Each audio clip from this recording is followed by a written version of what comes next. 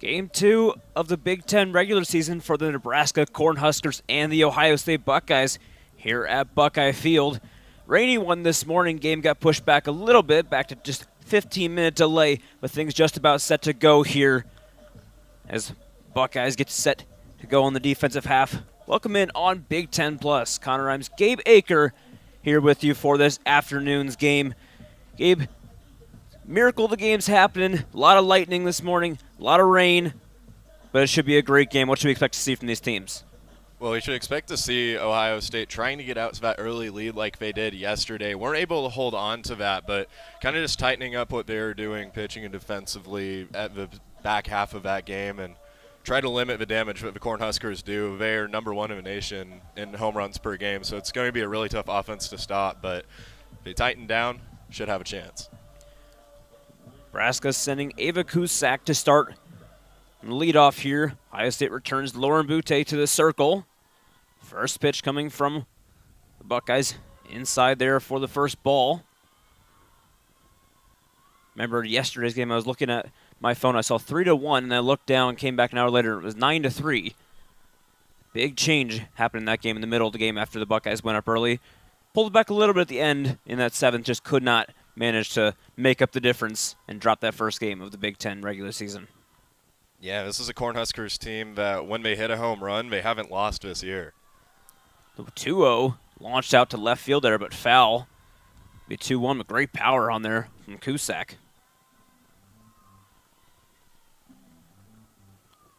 Lauren Butte, 9-4 now on the year, 2.85 ERA. Right-handed pitcher is storming on to the scene this year for Ohio State, really helping with that question that Ohio State had in that pitching. Popped up just behind shortstop there. We run in on by Hadley Parisian, the left fielder. Maybe the first out of the game as the Buckeyes get one early. Huge out there for the Buckeyes because Nebraska's leadoff hitter is actually their power hitter. She led with 12 home runs this year for the team, so getting her out early is huge for them. To bring up first baseman today, Jordy Ball. Pitched yesterday. Dual threat player by leaps and bounds, one of the most elite players in the entire Big Ten and the nation. .513 batting average. 1-0 inside there, check swing, but not around, and it'll be ball two. Also leads the Big Ten in total bases taken with 84. Not just batting, not just pitching, but base running as well. Always things to watch out for.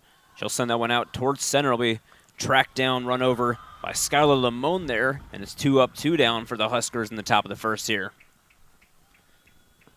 So far doing a good job of limiting the contact that the Cornhuskers are able to take on that and just trying to get out of this inning at this point. Third baseman Samantha Bland now up to the plate here for Nebraska. First pitch from Butte, inside for ball one. Designated player Olivia DiNardo waiting on deck over by the Nebraska dugout if Bland can extend the inning. 1-0 outside there from Butte, makes it 2-0 count now. Batting average against with 2 outs for Lauren Butte, just .213. Excels in that area. That one swung on high and inside. We strike one as Bland goes right through. Nice inside pitch to throw there on a 2-0 count. That one fouled back right behind home plate. 2-2 count now. Chance to get her first strikeout here if she can get a swing and miss. Already 68 strikeouts on the year. Now the 2-2, that one high, not taken. Trying to get her on a high pitch, but nothing going. So full count, 2 outs for the third baseman, Samantha Bland. Butte sets in the circle. The pitch, high and inside, but swung through. Strike 3. 3 up, 3 down for Lauren Butte in the circle. And Ohio State will take to the plate in the bottom of the first.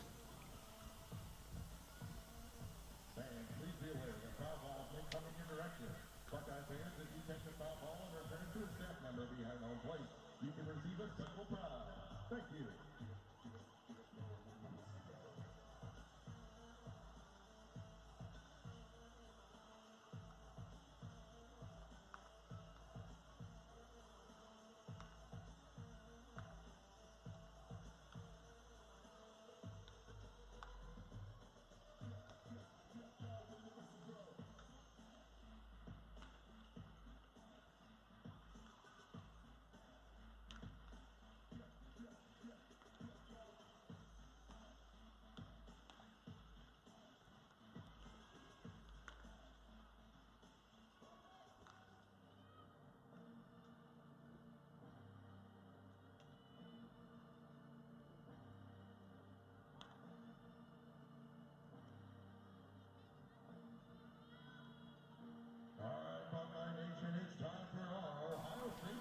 Bottom of the first here in Columbus. Hadley Parisian leading off here for the Buckeyes against Nebraska's pitcher today, Hannah Kamenzind. Will start in the circle for the Cornhuskers. We were just talking about it before we went back on. Kamenzind, .424 batting average against leadoff hitters, and Parisian .529 as leadoff hitter in the inning. Should be an interesting matchup. You'd almost think favors Ohio State here. First pitch just catches the corner of the plate. A strike one there to Parisian. Connor, not only does Parisian hit for contact, she also hits for power. Has a 1.17 OPS on the season, 18th overall in the Big Ten. Take that one well high for ball one. Bring the count back to a 1-1 here. Ohio State starting off with Parisian, Buick, and Koracrax as the top three here.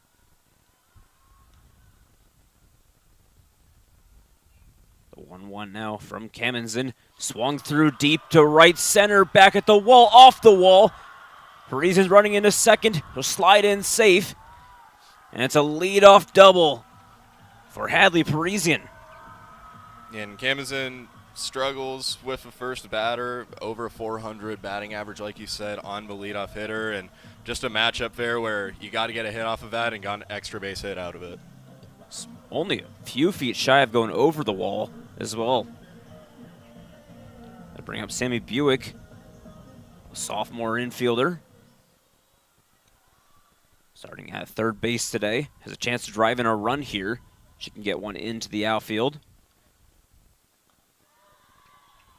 Pitch from Kamenzind taken for strike one.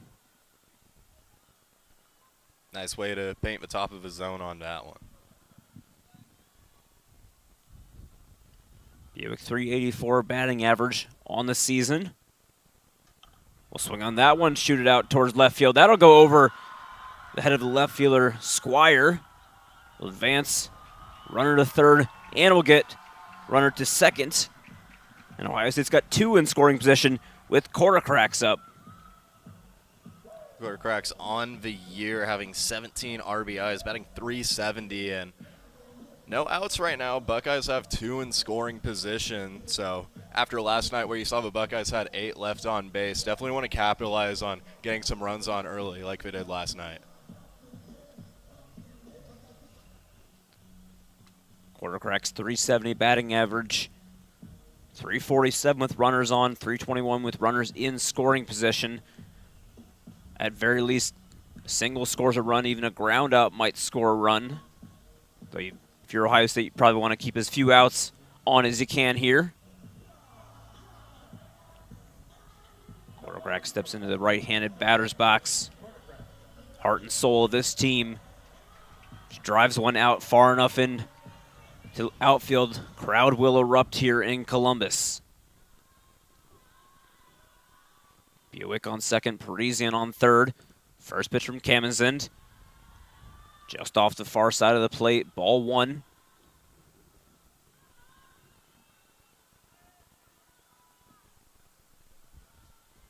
Sets back in the circle here. Now the 1-0. Taken inside, ball two. Koracrax not jumping at anything, forcing pitches to be to her liking right now. And with each ball increasing, definitely gives more of an advantage to the batter, especially if two in scoring position here. Now 2-0, 2 runners on. That one's chopped out towards short. Can't be picked up cleanly by Cusack at short. Quartercracks will reach, Parisian will score, and Buick's over at third, 1-0 Ohio State. Little dribbler there, just reaching into the shortstop play, but kind of tough to field that sometimes, judging what the speed was at, and not a lot of exit velo on that one, but able to get on base and score a run. Looked like she was eyeing home as she was going to pick up that ball.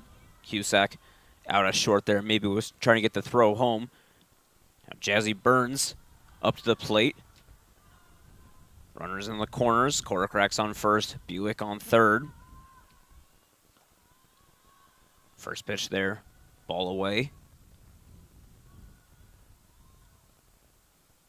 The 1-0 now from Kamenzind. Low and away, ball 2. Ohio State can get runners across. At the very least, will feel similar to yesterday. We're taking a lead, but definitely be huge for them if they can put multiple across in this first inning. 2-0 now from Kamenzind. Burns sends it over to third. It's knocked down, throw to first in time. Quartercracks gets to second. Ground out there for Burns. Runners now both in scoring position for Reagan Milliken. Huge play there by Samantha Bland, the third baseman for the Cornhuskers, because if that ball was right on the line and really good on her to make a play and then throw to first to get a runner out. 1 out now. 2 runners in scoring position. First pitch to Milliken, chopped over to third, and it'll fall foul. I think it might have caught leg there of Milliken as she hit it straight down into the ground. Milliken, 484 batting average with runners in scoring position right now, and she's got 2 of them. Definitely a chance here for the Buckeyes to score multiple. 0-1 inside, but just catches the edge of the plate. So 0-2 now to Milliken. Kamenzind 23 strikeouts on the year, looking for her first of the day. The 0-2 pitch. Swung on, fouled off towards the Buckeye dugout. Milliken playing defensive softball there. Count will remain 0-2.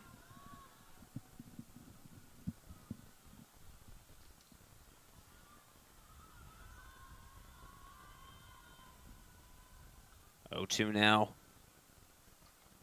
Kamenzind sends it in, floats one there. Milliken drove it out towards left, but sent well foul. And count will remain the same once more. 2 foul balls from Milliken. Keeps us at an 0-2. Milliken currently leading the Buckeyes in RBIs with 35 and really just fighting off the pitches that are coming her way right now. She can get on. Caitlin Farley on the on-deck circle. Could drive in multiple runs. 0-2 again. That one well inside. Milliken being shaded off the plate a little bit there.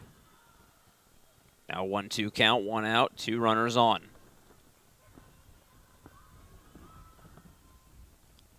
Ohio State trying to add to the lead they've already built in this first inning. Milliken swings through, strike 3. And it's the first strikeout of the day for Hannah Kamenzind. It sends down Milliken on strikes there. Bring Farley up to the plate now for Ohio State. 324 batting average for the left-handed batter. Lefty on lefty here as well. First pitch from Kamenzind. Farley swings through. A strike 1 call there.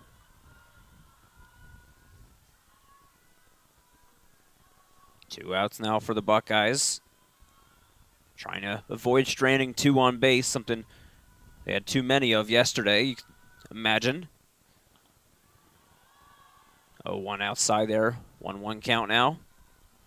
Especially with runners on second and third as well. Definitely don't want to leave those on base when simple hit can knock them both home. 1-1 from Kamenzind. Well high, taken by Farley, ball 2. Buick on third, Quartercracks on second. Farley looking to keep the inning alive here for the Buckeyes. 2-1 now from Kamenzind. Just catches the edge of the plate there. Strike two. Call that home. 2-2 now. 2 out, 2 on. Huge for Camazin to get the strike fair and make sure it wasn't a 3-1 count. 2-2, definitely more manageable. 2-2 pitch. Taken inside. Looked pretty good, but must have been just on the inside of the plate there, and it makes it full count. It's now full count, 2 outs, 2 on for Farley. No pressure. A pitch. Shot over to first base just outside that plate. It'll be a foul ball. Send the runners back to their starting positions. That'll keep us at a 3-2 here. Nebraska this inning with 18 total pitches so far, 12 for strikes and 6 for balls. Full count once more to Farley. Cammon's in the pitch. Chopped on foul. Stays the same. Once more, another foul ball.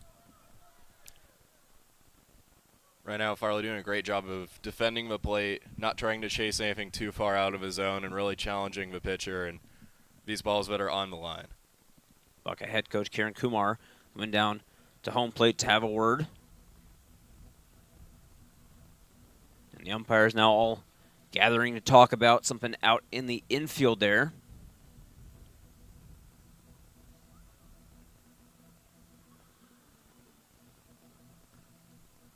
Kumar not happy about something, but at least for the moment, looks like we might be reviewing something. Potentially a ball that might be gone on the line, or, you know, once you get into conference play, the wins mean just a little bit more here for both of these teams. And, you know, just started between the Cornhuskers and Buckeyes, really competitive first series for the conference. And right now, Ohio State looking good so far. Yeah, good first inning, getting multiple runners on base. Going 3 up, 3 down in the top of the first is a good look, especially as well as Lauren Butte has done throughout this year so far. And like I mentioned already, it was questioned for Ohio State pitching coming into the season. I mean, moving on from 2 starting pitchers you seemingly had for years, Allison Smith and Emily Ruck, to moving over to basically a new era that you have in Lauren Butte, being able to step up into that gap and play as well as she has is very, very good for this Ohio State team. Yeah, and Butte has been pretty good over the span of this year. The batting average allowed is about sitting at almost 200 and 2.85 ERA. She's done her job in securing that ace role for the Buckeyes, but especially in this game, you're never safe when you're playing an offense like the Cornhuskers have. When Nebraska comes up to the plate next, it'll be Olivia DiNardo, the pitcher Hannah Cammonsind, and then Casey Hoffman, the first 3. They'll go in that top of the second. Umpires coming out of the Buckeye dugout now. Send Farley to first. Buckeyes will get bases loaded after the review. That'll bring Caden Ruffer to the plate here for the Buckeyes. Bases loaded, Farley on first. Quarter cracked on second, Buick on third. The official call, catcher's interference, sending Farley over to first. First pitch to Ruffer. Taken for strike 1. Ruffer 308 batting average. Just over 1.0 OPS. 0-1 here from Cammonsind. Watch just inside, but just on the edge of the plate. And it'll be strike 2. Cammonsind doing a really good job of really painting the corners and also the top and bottom of the zone, but she just has to keep that up, and eventually success will most likely follow. 0-2, 2 outs, bases loaded here for Caden Ruffer. Watches that one low and inside. That one taken ball 1.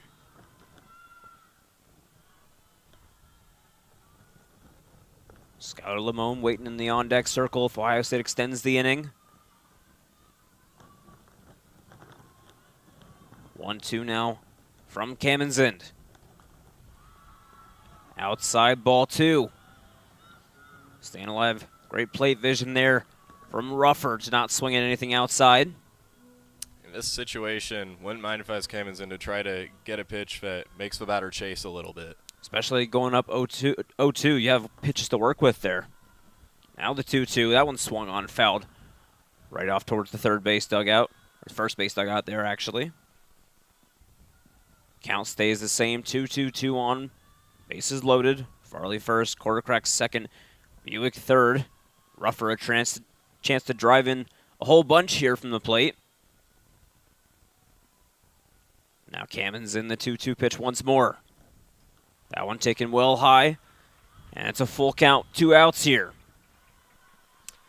And Connor, this next pitch is going to be huge for how this game is going to be dictated, because if the Buckeyes are able to get a hit, get a few runs, they're going to be looking pretty good. A strikeout here would give Nebraska a lot of momentum. Camen's in the full count pitch. Swung on, chopped over to first, and it'll be caught by Ball. How about that to end the inning? Bases loaded and just a short chopper out towards first.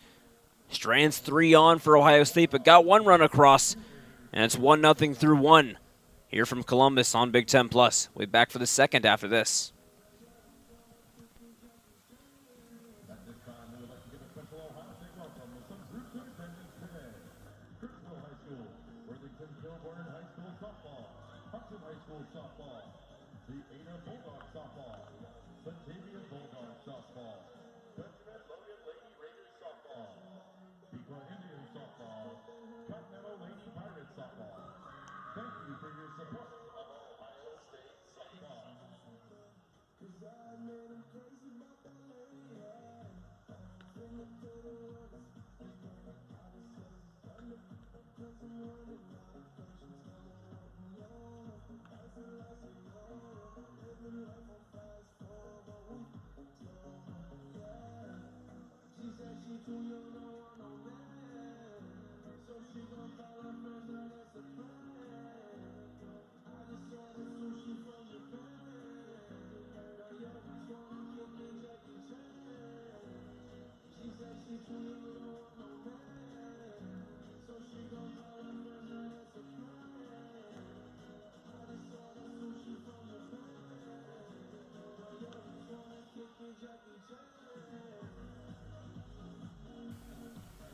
Top of the second here from Columbus.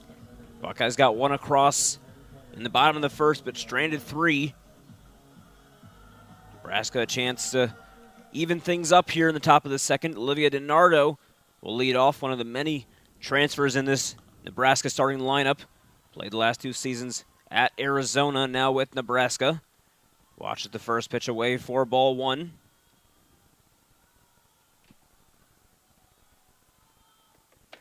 Ute just catches the edge there, 1-1 count now. Did well keeping those Nebraska players away in the first inning.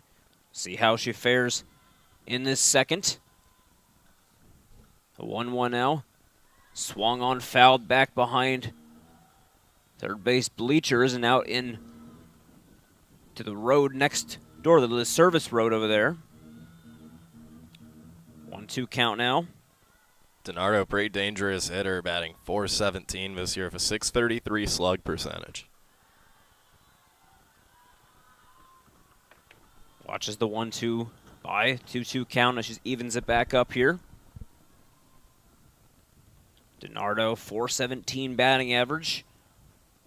Swings on the 2-2 right through. Strike 3 called. And Butte sends down DiNardo for the second strikeout of the day. Nice 2-2 pitch there. Getting it to the outside, making DiNardo chase, and able to get a strikeout there for Butte. Now pitcher on pitcher here as Hannah Kamenzin's up to the plate. Kamenzin swings on the first pitch, chops it down to left field, but down the foul line. Leave us at an 0-1 count here. Kamenzin, .369 batting average. 10.21, 1.021 on base plus slugging. Her and her twin sister Lauren both transferred from Arkansas this year. Formerly second team All-SEC in 2023. Yeah, also, in terms of walks, 1 on the year, 6 strikeouts, and batting .369 so far. 1-1 now from Butte, high and away, ball 2. 4 up, 4 down so far for the Cornhuskers. Ohio State defensively been doing very well to avoid base runners so far. Camden watches another one. 3-1 count now, a chance for Camden if she can draw another ball to get on base here. Has been walked just once this season. Possible here for the second. She'll swing on that one, 3-1, where it goes right through. And it's a full count. 3 balls, 2 strikes, 1 out in the inning for Nebraska and Hannah Kamenzind.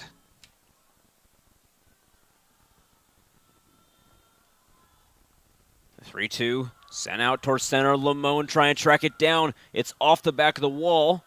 Be thrown in towards second. It's picked up.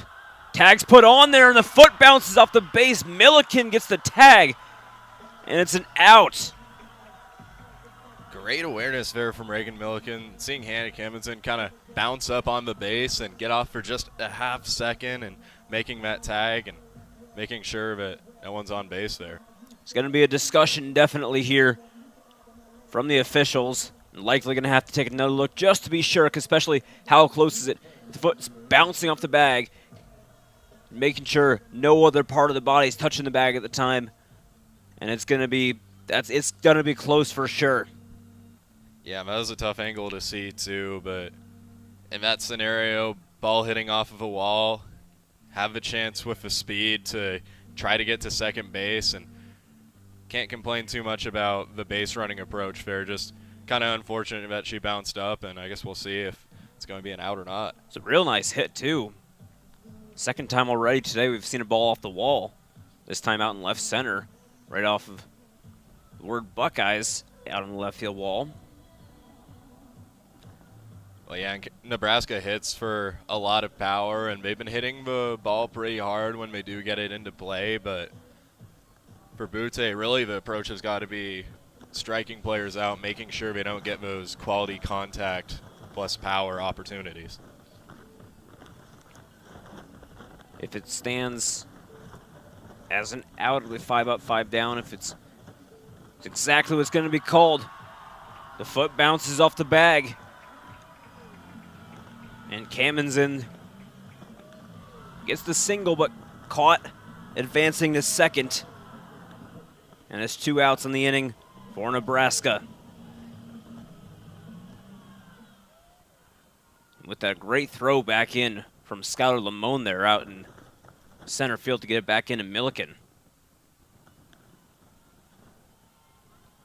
Casey Hoffman now up to bat for Nebraska. Right fielder sends it right over to second, hops over the glove of Farley out into right field, and sent back in. First hit of the day with the runner staying on base for Nebraska. It's actually the second hit of the day since the last one from Kamenzind, officially a single, even though she was out advancing a second there. An inning stays alive here for Nebraska.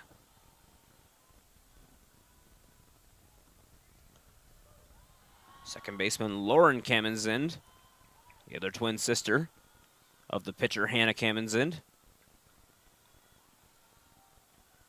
Runner on first is Hoffman. First pitch swung on, fouled behind first base, lands in the bleachers.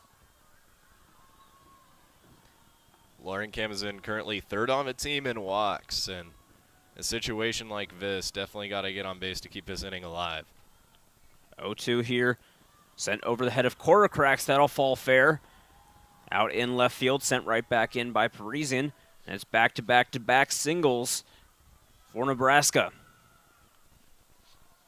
Yeah, right there, just able to get it over the shortstop's head and get that ball into play. And now both of these hits that the Cornhuskers have had have been, you know, infield hits that just barely dribble over the heads and go on the ground. So definitely a different approach than their power that they've had this season.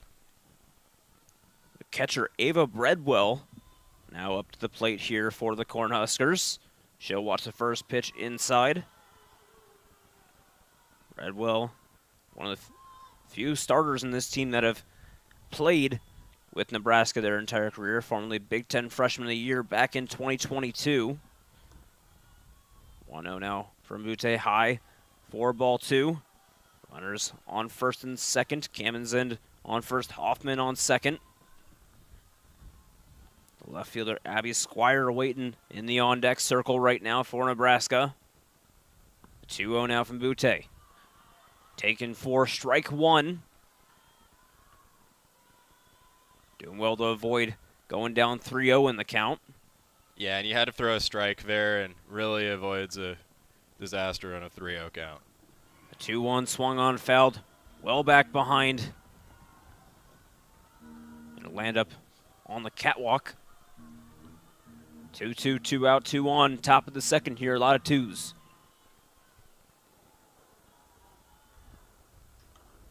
Driven out to right field, way back at the warning track, and it's caught out and right by Taylor Cruz. And Ohio State gets out of the inning defensively, stranding 2 on for Nebraska. 1-0 remains the score. Ohio State takes the plate. Bottom of the second when we come back on Big Ten Plus.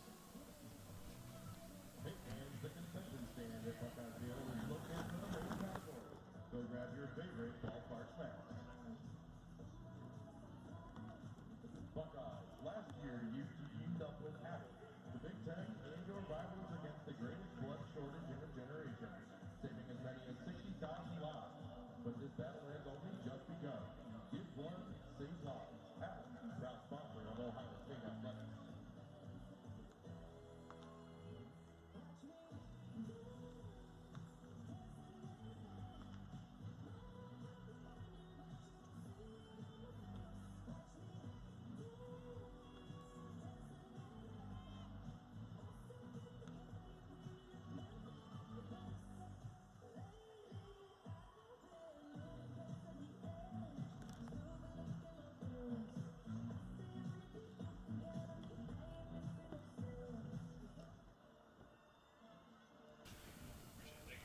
Bottom of the second here in Columbus. Ohio State leads 1-0 here over the 21st ranked Nebraska Cornhuskers.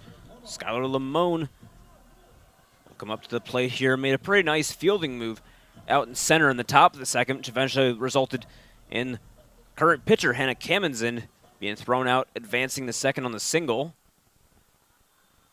Lamone, 283 batting average, 429 as the leadoff hitter. We'll watch the first pitch by. It'll be called strike one from Kamenzend. For the Buckeyes here, really got to keep the pressure up. Left 3 on base last inning. Definitely don't want to fall into an issue that happened last night against the Cornhuskers. Strike 2 there. Lamone down in a hole early.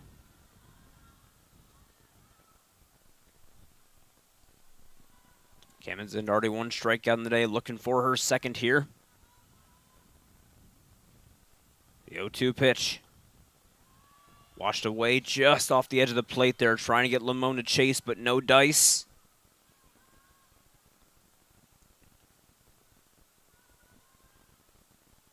The count will go 1-2 here. Kamenzend sets. Pitch sent in, foul tip right into the glove. Strike 3 called.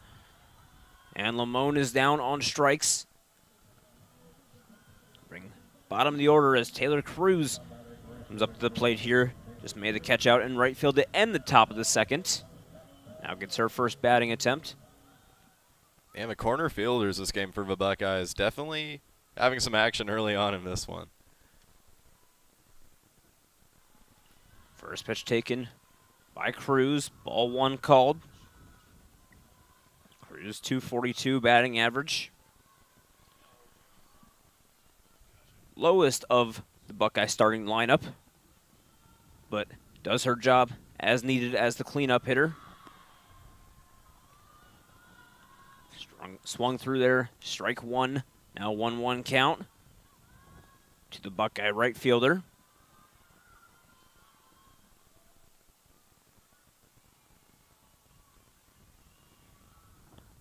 Kamenzend sets the 1-1 here. 1 out. Pitch sent in low, bounces in on Breadwell. Picked up nicely, but ball 2 brings a 2-1 count.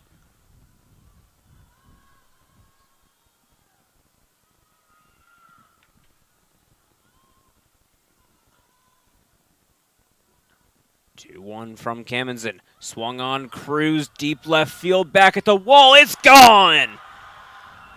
Taylor Cruz with the solo shot to left.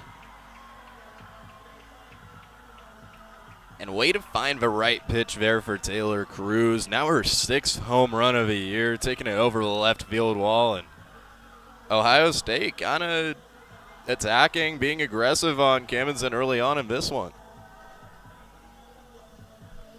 Top of the order, back up now as well for the Buckeyes. Just 1 out in the inning. Parisian already doubled and then scored in the first. Get a chance to add on to that here. Second batting attempt in as many innings. The Buckeyes just doubled their lead. First pitch to Parisian, high and away for ball 1. This is a Buckeye lineup that had some success here earlier on in the first inning, getting a lot of hits on early. 1-0 coming from Camenzind. Parisian swings on it but fouls it back behind Buckeye Field here. Count goes to 1-1.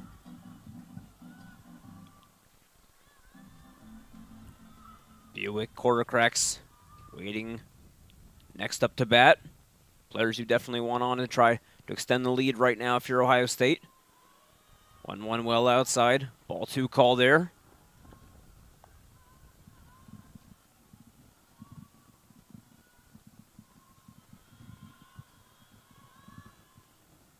Two one now from Camenzind. Sets pitch in right over the middle there. Taken for strike 2. And it's a 2-2 count as Camenzind does well to work back even here. Yeah, you kind of have to when you're pitching against the walk leader for the Buckeyes, currently with 17 on the year. 2-2 swung through, strike 3. And second Buckeye down of the inning, second Buckeye down on strikes. And Buick comes back up to bat. Nice pitch there to give some more momentum here back to the Cornhuskers. Camenzind kind of finding a rhythm now. First pitch to Buick, taking strike 1. Buick, same as Parisian, doubled in the first inning.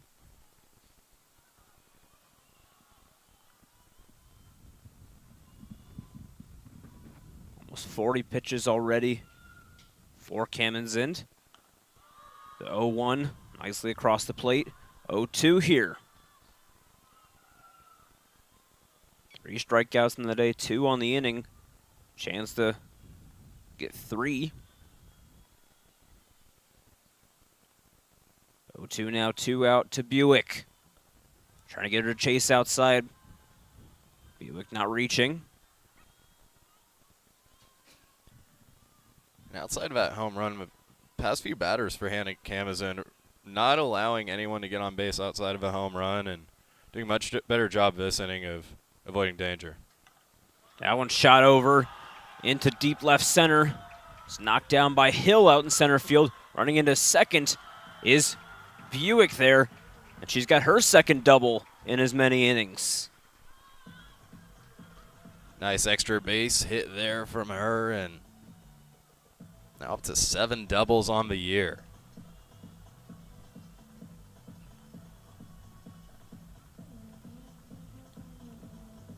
Meeting out in center of the infield there, Lori Sipple, the associate head coach and pitching coach, out to talk to her crew. Second time she's came out in this game already.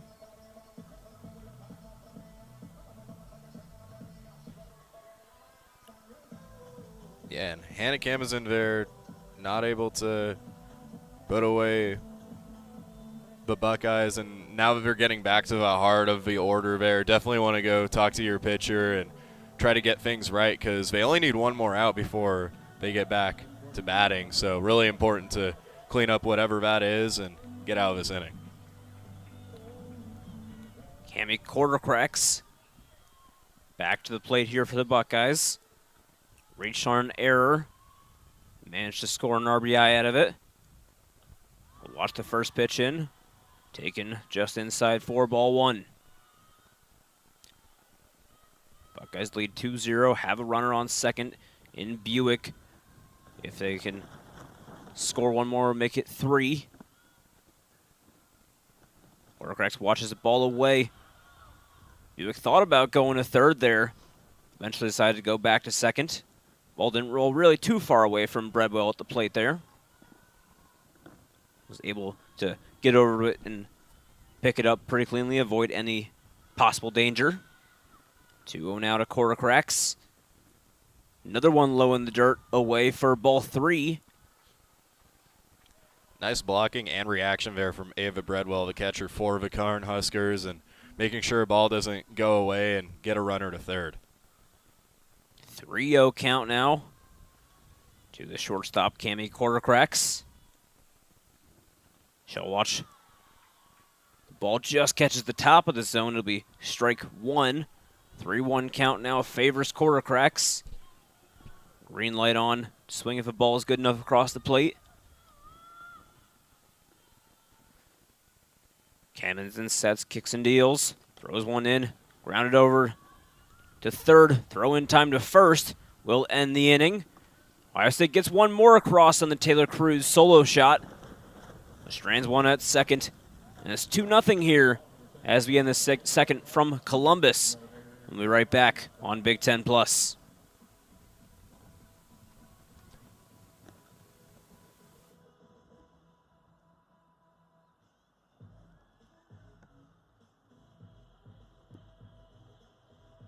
Hey, Buckeye fans, it's youth weekend here at Buckeye Field, and we want to throw it back to when our student athletes were starting their softball careers. Take a look at the video board and try to guess which player they pictured.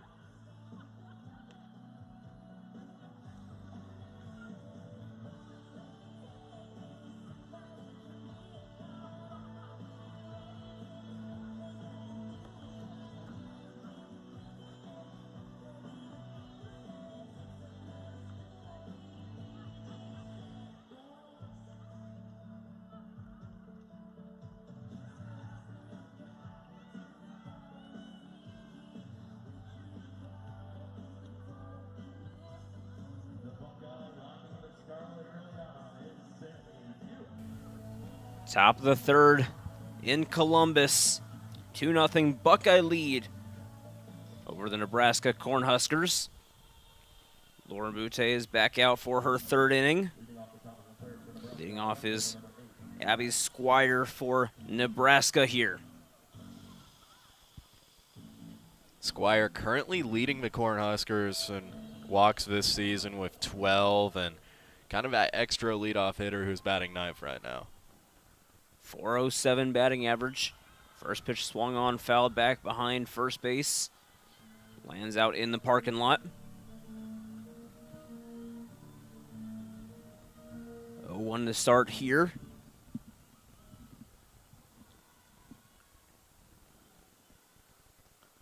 Pitch taken right across the middle. Strike 2 here. We'll take 2 strikeouts in the day, looking for her third. Squire, 407 batting average, 615 as a leadoff batter in an inning. We'll watch that one high, not try and chase in the high fastball. It's tougher to do once you're down 0-2 as well, to not chase, because you know if you don't swing and it's in the zone, it's over. So got to protect the plate and have good vision. The 1-2 again taken. The count will pull even at 2-2 here.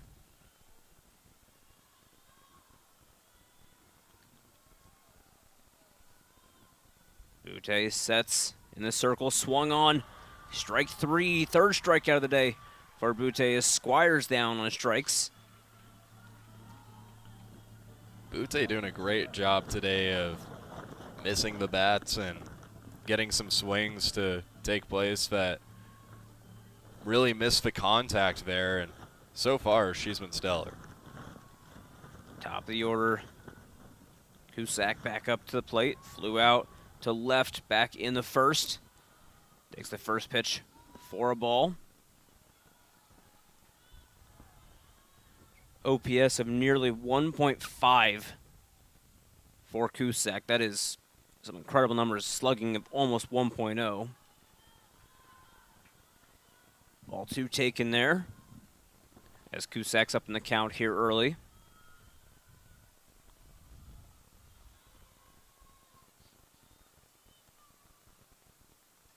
Two-0 pitch, sent out towards center, running onto it is Lamone. Can't track it down, but is able to pick it up on the one bounce. Be a single for Cusack, third hit of the day for the Cornhuskers. And you might be thinking, why would you want to put your power hitter leading in home runs right now in the one hole? But then you look and see that Cusack has a .432 average, so she also gets on base as well, not just hitting for power. Speaking of average, Jordy Ball back up to the plate, .506 batting average. One of the best in the Big Ten. Runner on first is Cusack. Has stolen one base this season. Wouldn't say it's impossible. He's 1-1. One successful, one caught.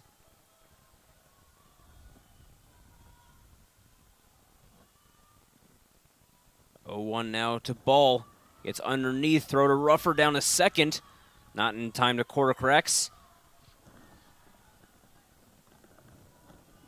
Cusack able to advance to second there. How about you calling your shots, Connor? Calling out the steal. Well, officially it's a pass ball, but close enough in advancing on the base. I was going to say, close enough.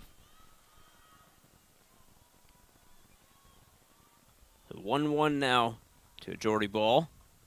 She'll watch that one inside. It'll be ball 2. Runner on second, Cusack in scoring position. Ball .529 batting average with runners in scoring position. Butte sets for the 2-1 here. Shot out deep to left, way back, no question about it, right off the Woody.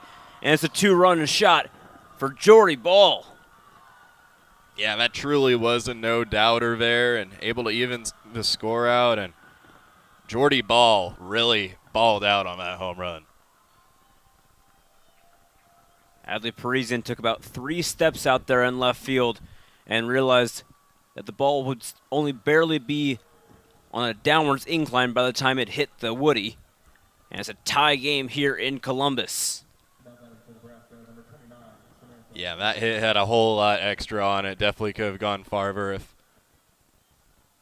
there wasn't an obstruction blocking the way, but really nice hit there to tie the game up. Samantha Bland back up to the plate, struck out back in the first. 11th home run of the season for Jordy Ball on that last one. 0-1, chopped over to third, picked in the dirt. Buick in time to first. Milliken, and Ohio State's able to get the second out of the inning. Yeah, this is a Cornhuskers team now with 57 home runs on the year, leading the Big Ten in that category. DiNardo now back to the plate, struck out back in the top of the second. Watches the first ball for strike 1. The pitcher, Hannah Kamenzen, waiting in the on-deck circle. As DiNardo swings through strike 2 there. Butte trying to send down DiNardo and strikes again. Went down swinging last time. See what comes of it here in the top of the third. Pitch high, trying to get DiNardo to chase, nothing doing. The count moves to 1-2 here. DiNardo this season with 2 outs, batting .316 right now. Watches the 1-2 away for ball 2. 2 outs, 2 ball, 2 strike count.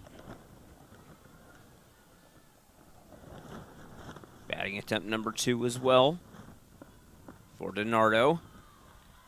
Still not chasing, full count now. 3 balls, 2 strikes. great recovery there to fight her way back into this count. Butte sets in the circle. The full count pitch. Away for ball 2. Started off 0-2, then 4 straight balls. Forces the first walk of the game from either side. Now send Hannah Kamenzind up to the plate here. First, Buckeye pitching coach Courtney Vierstra will come out to the circle to have a word with pitcher Lauren Butte. Good idea to slow the game down here a little bit just because of the 2-run homer and then allowing another base runner on via the walk. So only one more out to get out of this inning. Definitely got to make this a good one, especially with who's coming up to the plate. Kamenzind doubled back in the second. Has a runner on first in DiNardo after that walk.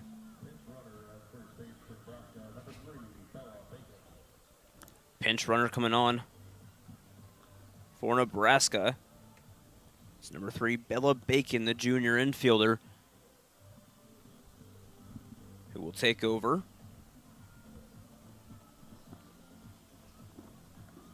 Kamenzind steps back into the left-handed batter's box. Already mentioned, double back in the second, looking for more now. First pitch from Butte. Taken for ball 1.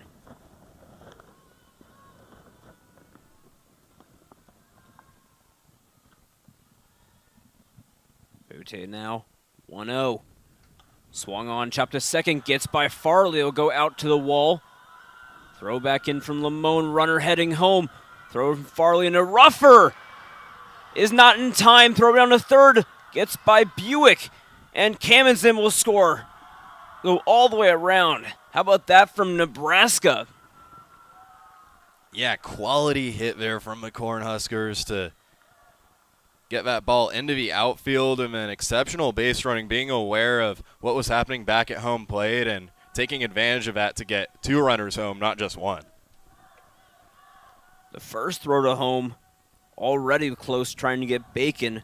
Must have just barely not tagged her in time.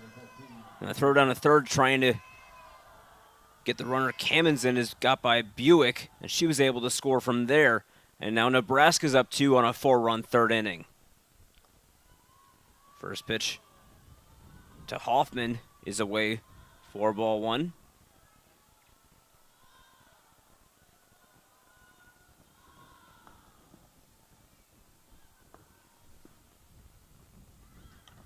Hoffman drives another one out towards center. That one is back, and that one's gone. How about 5 runs in the inning for Nebraska? Casey Hoffman there taking the ball deep to center field, and Cornhuskers enjoying a lot of offensive success right now, especially for the fact that there's been 2 outs on the board for quite a while now. They're unfazed. 2-out rally in full play here for the Huskers. And Ohio State will make a change in the circle. It looks like Kennedy Kay coming out to take over here for Lauren Butte. 5-run third inning. We'll sit her here.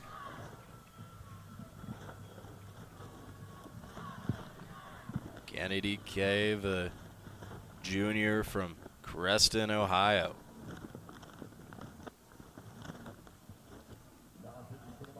Kay 5-2 on the year, 3.79 ERA. Second pitcher of the day, first change from either side. Same as Butte, also a right-handed pitcher.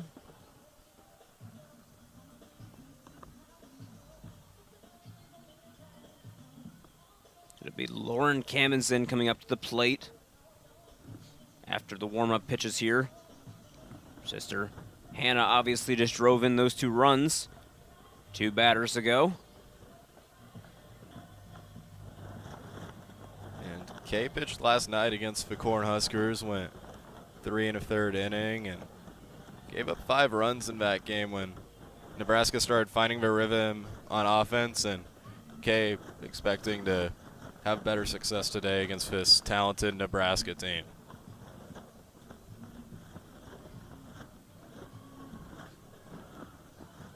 Lauren Camazin stepping over towards the right-handed batter's box, singled.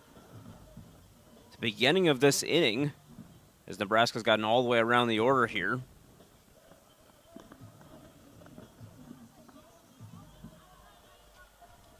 Official score on that Camazin hit, a double to right center, was able to advance to third, and then scored on a throwing error for the 4th run. And obviously Hoffman solo shot to deep center for the 5th.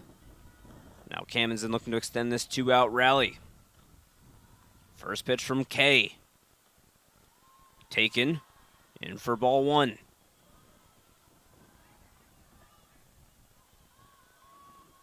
Also, if a new pitcher in, batters kind of have to adjust to the pitching style on this one, and with 1 out to go for the Buckeyes to get out of this inning, definitely an interesting change. That one's sent out to deep left center. That one's back. It will be off the top of the wall. Sent back in on the throw by Parisian. Gonna go right over to Kay, and it's a double for Camazin. Got a single and double in her first 2 plate appearances, both this inning. And the 2-out rally continues here for Nebraska. Not a bad start for Lauren Camazin at all. Like you said, single and a double so far, and adding to her totals that reflect that on the year. Now the catcher, Ava Breadwell, back to the plate. First pitch to her from Kay is taken for ball 1.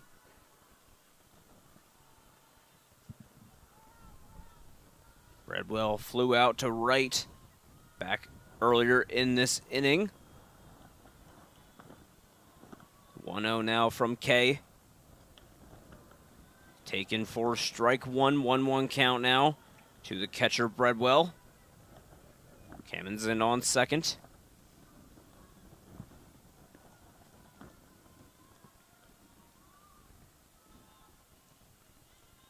Kay sets. Kicks and deals.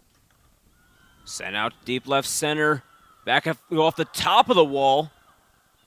It'll be thrown right back in. Generous bounce there for Ohio State, but another run will score as Camazin home. 6 runs in the inning for Nebraska, but only ends up being a single there for Breadwell. Yeah, and Nebraska doing a great job of getting the right looks to hit a lot of these balls off of a wall as well, and Breadwell driving in another RBI on her season. Makes it 11th on the year. Squire back up to the plate, struck out earlier. Still 2 outs. Very long 2-out rally from the Huskers. Okay, the 0-1 pitch. Taken high and away for ball 1 by Squire. Runner on first, the catcher Breadwell. No stealing attempts from her in this season. Doesn't mean that won't start. 1-1 taken low and away, ball 2.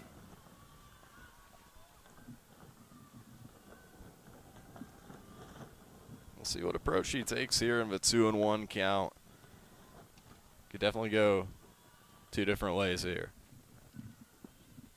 A 2-1 pitch from Kay. Swung on center over to third. We foul down the line. That'll bring us to a 2-2 count. 2 out. Runner on first, Breadwell.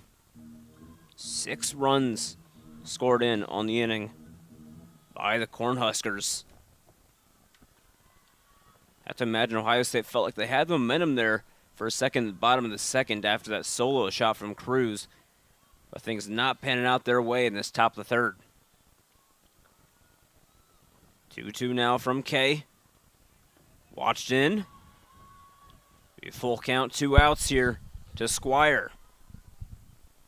Yeah, and even when the count's either even or down, Nebraska really just unfazed from that, and they just keep continuing to fight and getting back into favorable positions in the count. Okay, the full count pitch away for ball 4. And the 2-out rally continues. Now 2 runners on in the second walk.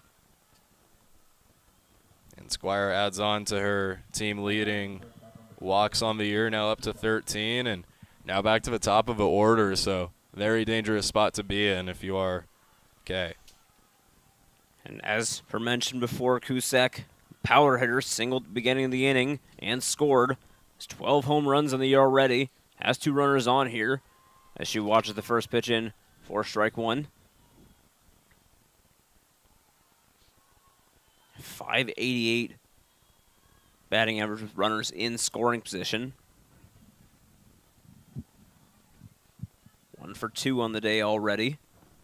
Pitch from Kay, high and away, ball 2, or ball 1 there actually. Brings us to a 1-1 count.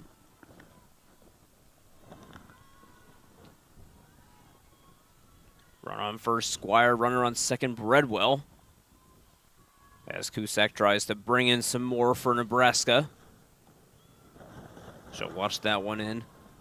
Be down low in the zone for ball 2.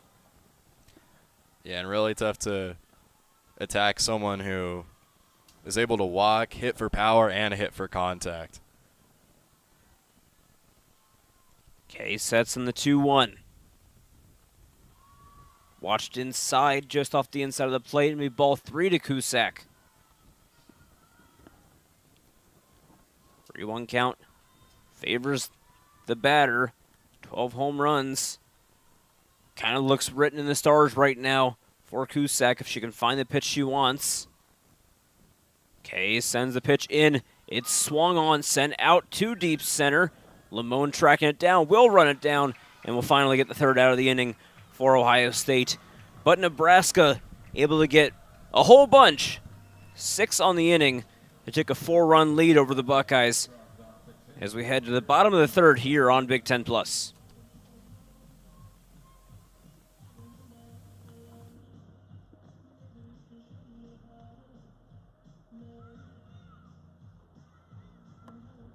Follow the Buckeyes on their official Facebook, Twitter, and Instagram accounts to get the latest news, scores, and promotions. So search Ohio State Softball on Facebook, or Ohio State SB on Twitter and Instagram to follow your Buckeyes today.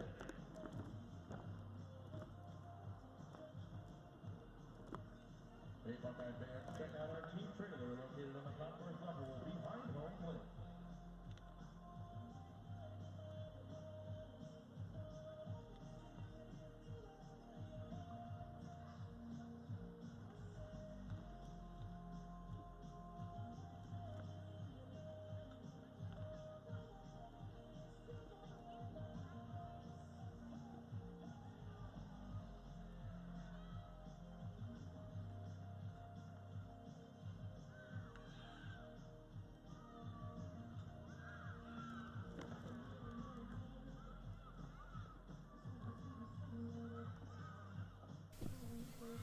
Six-2, bottom of the 3rd here, as Ohio State now has a lot of work to do to get back in this game after a 6-run top of the 3rd from the Cornhuskers. Hannah Kamenzen returns to the circle for Nebraska. Jazzy Burns up to bat for the 2nd time for Ohio State, grounded out back in the 1st inning. Sophomore from Menifee, California. First pitch from Kamenzen, taken high for ball 1. And this is a great time for the Buckeyes in the heart of the order to really start to get some hits on and kind of claw their way back into this one. By no means is the game over. 1-0 sent over to short, picked in the dirt by Cusack, throw in time to first. Gets Burns out for the 1st out of the inning. And what a play by Cusack, having the speed and then able to have a hand-eye coordination to grab that ball, make an athletic play, and get the put out there. And a nice pick out of the dirt there from Bella Bacon, the first baseman there. Reagan Milliken now back to the plate for Ohio State. Struck out, swinging back in the 1st. Swings in the 1st pitch, will chop it out to deep center. That one's continuing to go back. It'll keep going back, goes off the top of the wall. Milliken's running over to 3rd. She'll be held up there. Stretcher trying to have to get back. I think she thought it went over the wall, and that's what's officially going to be. It's a solo shot for Reagan Milliken. A little bit of confusion there. but eventually a home run is the call. Yeah, we saw one of those last inning where the ball hit the top of a wall, but stayed in. But on this one, Milliken able to hit it a little bit deeper and able to get her 9th home run of the year now. Caitlin Farley will come back to the plate in her first plate appearance. Reached on catcher's interference after that quick review. Score now 6-3 after Milliken puts in work to cut into that Cornhusker lead for Ohio State.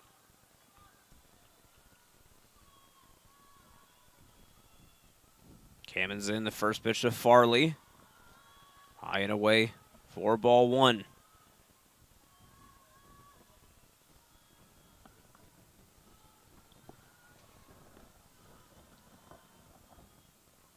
Farley, .324 batting average. Watches the second pitch, but catches the edge of the plate. And we called strike one there. 1-1 count now to the Buckeye second baseman. One thing this team hasn't done so far is given up a fight. They've been aggressive on each inning that they've been hitting.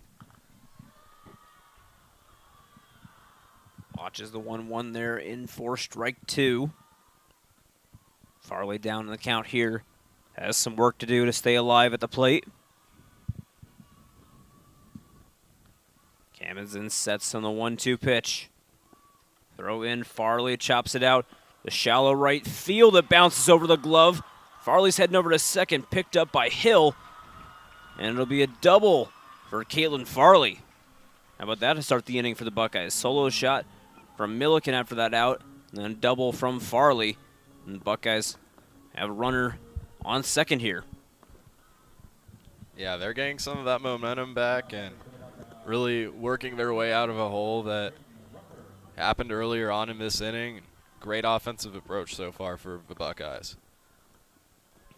Caden Ruffer returns to the plate. Second plate appearance. Swings in the first one, fouls it out into the first base bleachers. Back in the first. Hit that chop ball over to first. That got caught as a foul out to end that inning. Stranded all three runners on base in doing that. Chance to improve here. 0-1. Taken low and away. 4-1. 1-1 now with 1 out, 1 on in the inning.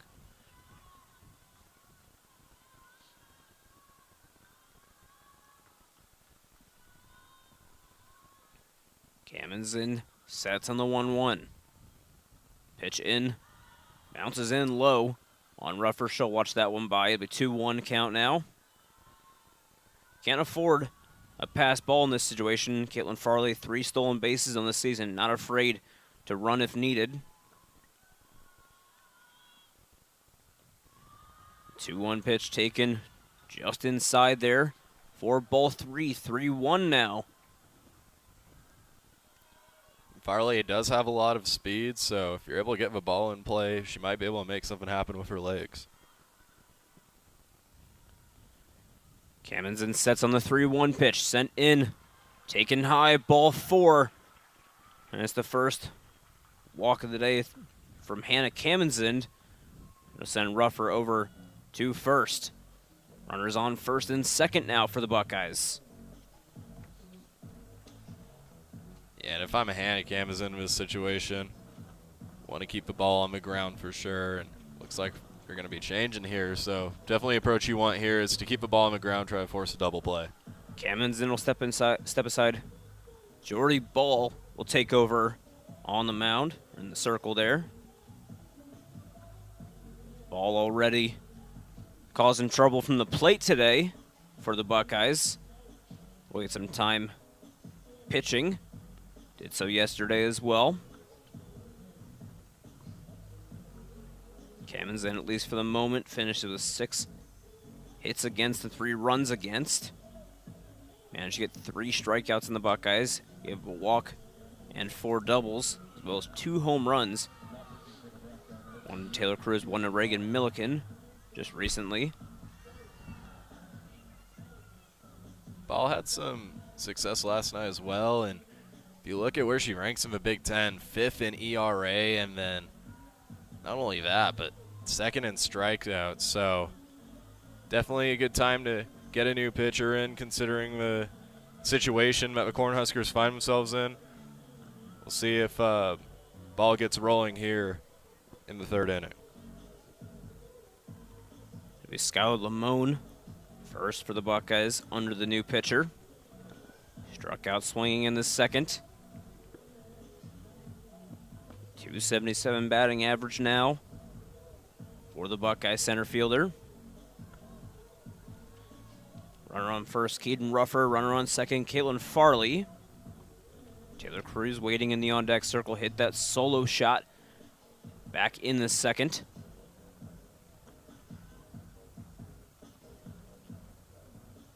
Tying run at the plate right now. If Lamone can send it over the wall, has 2 home runs on the year, but definitely not as many as some of the other Buckeyes in the starting lineup. First pitch coming from Jody Ball. Bunt shown by Lamone, pulls back in time. And it'll be ball 1. You can see how close the Cornhuskers are playing here in the infield, expecting that bunt, and see if Lamone shows something different now. The 1-0 to Lamone. Corner infielders in. Show bunt again, pulled back again. And it's ball 2 to Lamone. Strategy definitely obvious right now, advancing the runners any way possible. Buckeyes knowing they need runs right now, already 1 in the inning. Definitely could use more. 2-0 count to Lamone.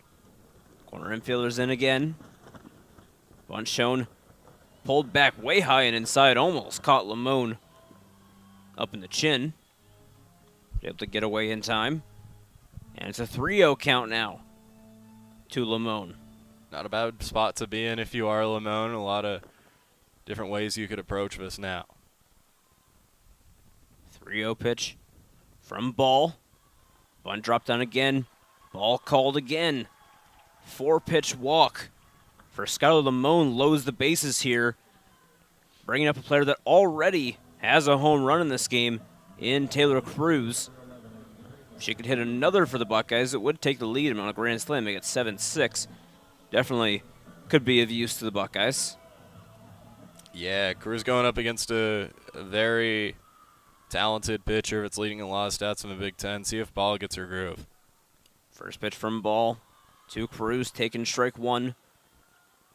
First strike of the day, thrown by Ball after that 4-pitch walk. 0-1 now to Cruz, just 1 out in the inning. Forced play anywhere.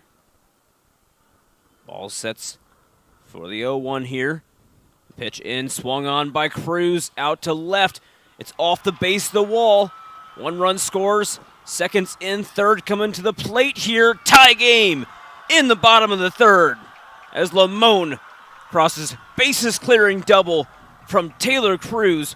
4 RBIs now on the day for the Buckeye right fielder. Taylor Cruz having an absolutely outstanding game so far. Like you said, 4 RBIs and getting her team tied up with the Cornhuskers, who had a lot of momentum ending the top half of that 3rd inning, but flipped at a complete 180 and out of the Buckeyes. Reminder that at the top of this inning, the score was 2-0. There's been 10 runs since then, and still just 1 out in this bottom of the 3rd as Hadley Parisian's back to the plate for the Buckeyes. Watches that first pitch away for ball 1. Dublin scored in the 1st, struck out swinging in the 2nd. 3rd time up to the plate for the left fielder. 1-0 pitch coming from Ball. Swung on, hefty hack there from Parisian, but can't connect there as it falls to a 1-1 count. Yeah, Parisian really wanted to take that one deep, and next run here from either team would take the lead. Runner on second is Cruz after that bases clearing double. 1-1 pitch in from Ball. Another Big swing from Parisian. There's another swing and miss. And it counts down to 1-2 here. Buick waiting on deck, 2 for 2 on the day. If she gets the opportunity to bat here, would take a double play to avoid that. Buick to get in at the plate there. Pitch swung on by Parisian. Makes contact this time. A little bit less hefty of a hack as she fouled it off behind third base bleachers. Count remains at 1-2 here. Still right now, Parisian making a lot of contact with the ball. Ball sets for the 1-2. Pitch in. Taken. Just catches the inside. Strike 3 called. Struck out swinging in the second. Struck out looking in the third. The backwards K to Parisian brings Buick back up. Pair of doubles already for the third baseman. See if she can go for the hat trick of doubles here.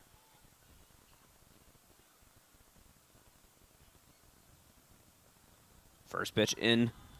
Taken high. Both doubles as well. Sent out to left field from Buick. Definitely preferred target being spotted there.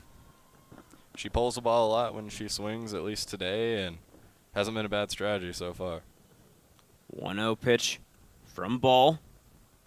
Bounces on in on Buick. She'll watch that one across. Ball 2 to Buick.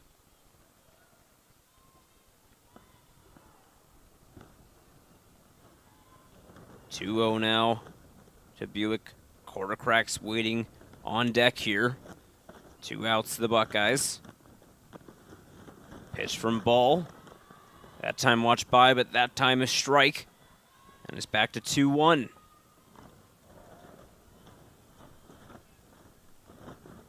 Still not the worst place to be in if you are batting right now, but gotta just have a good eye and make sure not to fall into a 2-2.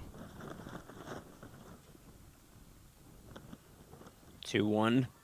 Watch by again. But this time taken for a ball. 3-1 count now. Pretty good look if you're Buick at the plate there. 3-1 with the runner on second. Either has to be a strike to avoid the walk, or it's a walk, basically. Pitch from Ball, swung on. Deep left field, way back, and gone off the Woody. Another homer for the Buckeyes in the inning. It's 8-6. Ohio State, 6-run inning apiece. Here in the third, 12 runs together between the Huskers and the Buckeyes. Great awareness there of squaring up the ball by Sammy Buick and getting that home run. Knew that Ball had to throw a pitch inside of his zone or else it was a walk, and took full advantage of that to take the lead here. And with that, Quarter Cracks returns to the plate for Ohio State. 0-2 on the day, reaching the error back in the first, scoring an RBI. Grounded out back in the second.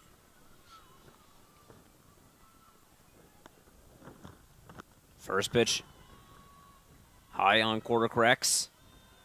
4-1. Bit difficult to do, get a pitch high on Quarter Cracks. It's a much taller player. Definitely got to adjust where you're throwing the ball in terms of the strike zone. 1-0 now from Ball. Sent in, watch by for Quarter Cracks. Ball 2 taken. A lot of Buckeye batters since Ball's come in have been able to get themselves up in the count here early. They really have been fighting in the counts and swinging at the right pitches in terms of where they are in the balls and strikes. 2-0 now. Watched him once more. And watch by for a ball once more. 3-0 from Ball. Yeah, having a tough time finding the strike zone today, but again, this is a pitcher that strikes out a lot of batters, so I have to imagine she will probably find the zone sooner rather than later. 108 strikeouts in the season for Jordy Ball. Fourth pitch sent in. Just catches the edge of the plate there. Strike 1. Taken in Quarter Cracks. Now has the 3-1 count. 3-1 count worked in Buick's favor in the last at-bat. See if Quartercracks can follow up on that. 3-1. Taken, watch by, ball 4. 2-out rally continues both ways. 2-out rally scored a lot of runs for Nebraska in the top. 2-out rally scored a whole bunch for Ohio State in the bottom. And it's Jazzy Burns to the plate.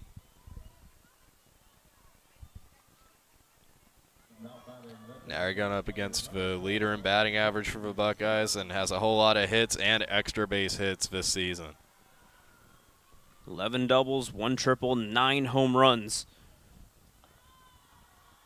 As Burns watches the first pitch for a ball.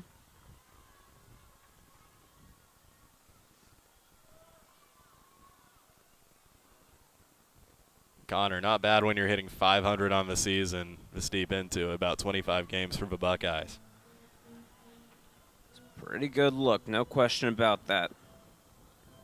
Since ball's taken over, just 1/3 of an inning pitched, 2 hits, 3 runs, 2 walks, and a strikeout in 5 batters faced. A double, a home run for the Buckeyes.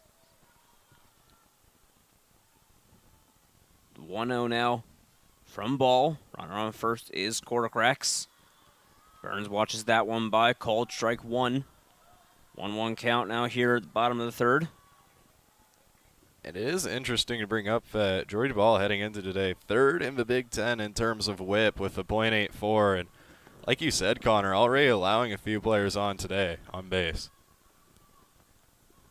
4 runners of 5 managed to get on. That one sent right back up the middle. That'll be another as Quartercracks goes to second and Burns reaches first. Make that 5 of 6 batters faced. And Milliken is back up to bat. Already bat in this inning, sent the solo shot at the beginning of this inning. Both teams going around the entire order in this 3rd inning.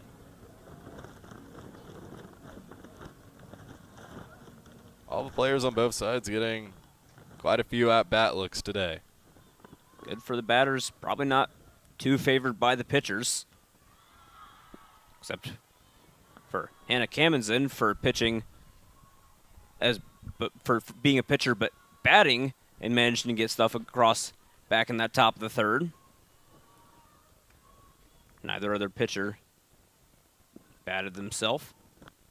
0-1 here to Milliken. Watches it in low.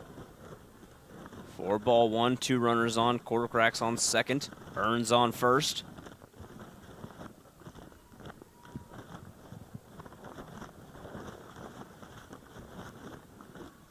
Ball now 3 hits against and 2 walks of the 6 batters faced.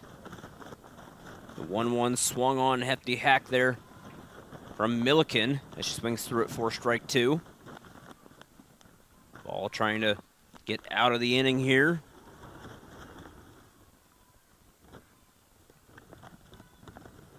1-2 now to Milliken.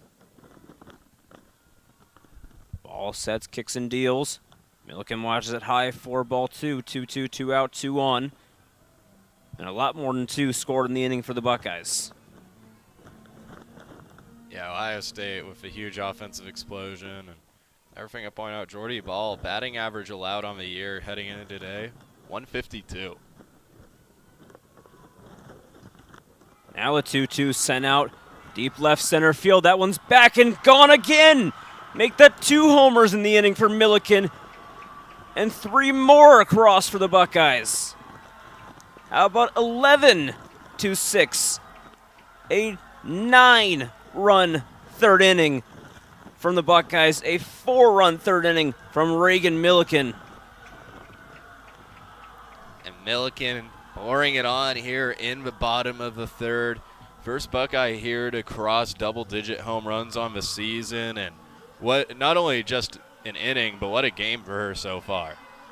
And another pitching change coming for the Huskers. The sophomore Emerson Cope coming in for the 3rd pitcher of the inning, of this 3rd inning for Nebraska. Buckeye offense been electric in this bottom of the third. And Ohio State, getting 2 pitchers out of here in the 3rd inning, and got to be happy with how we're playing right now if you are a Buckeye fan. Cope on the year has a 2.21 ERA, sophomore from Topeka, Kansas, the capital.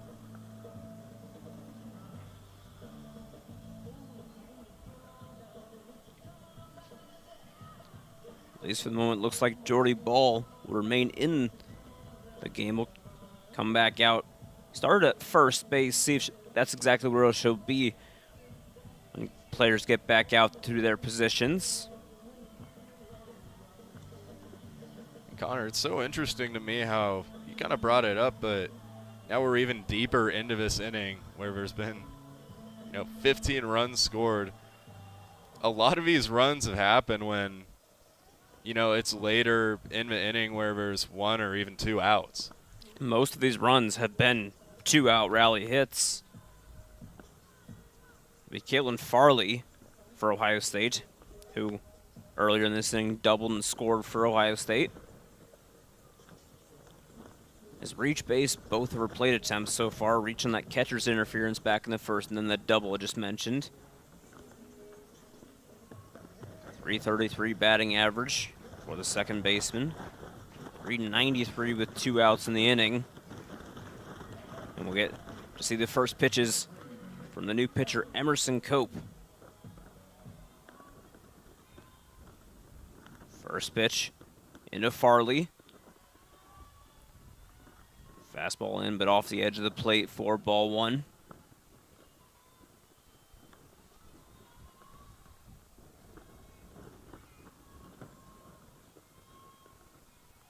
Now the 1-0 from Cope. Taken low for ball 2. Official changes with that pitching change. Ball moved over to first base. Bella Bacon dropped back to the designated player, and Cope came in, obviously, to pitch. Hoffman moved out for the time being. 2-0 swung on there by Farley. Makes it a 2-1 count now. Buckeyes with great discipline and translates over the whole span of a year. They're 3rd in the Big Ten this season as a team for walks. Over 100 now on the year. Farley watches the 2-1 by, catches the edge of the plate, makes it a 2-2 count on the strike there. 2 balls, 2 strikes, 2 out. Here in the bottom of the third. 2-2 pitch to Farley, swung on strike 3. And Nebraska's able to get out of the inning after surrendering 9 to the Buckeyes.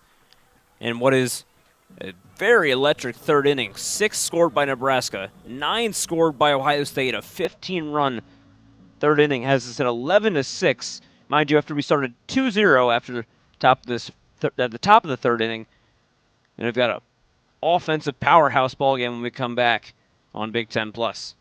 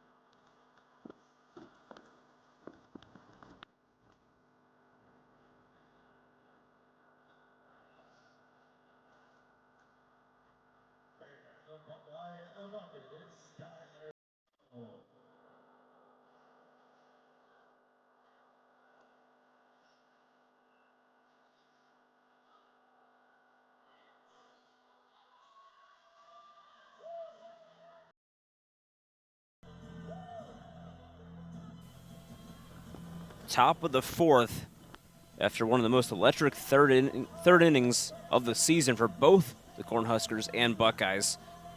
Sees Kennedy Kay return to the circle for the Buckeyes.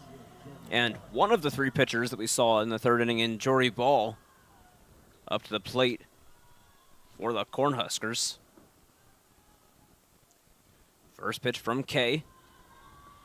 It's taken low for ball 1. Saw a lot of cameos from pitchers there in the 3rd, and Nebraska on the year heading into today, 3rd in the Big Ten in ERA with a 2.2, and giving up 9 in the 3rd inning probably is going to bump that up a little bit. Even though Ball gave up a handful herself in that top of the 3rd. In the bottom of the 3rd, remember back in the top of the 3rd, she also hit a no-out 2-run homer off the Woody. That was part of that 6-run swing that Nebraska put on. 1-1 now from Kay, bounces low and away for ball 2. We're just doing the math on it before he came back. About a 45-minute 3rd inning that ended up being. A long inning both ways. 15 runs scored. 2-1 pitch taken. Yeah, and if you like offense, this is definitely your game.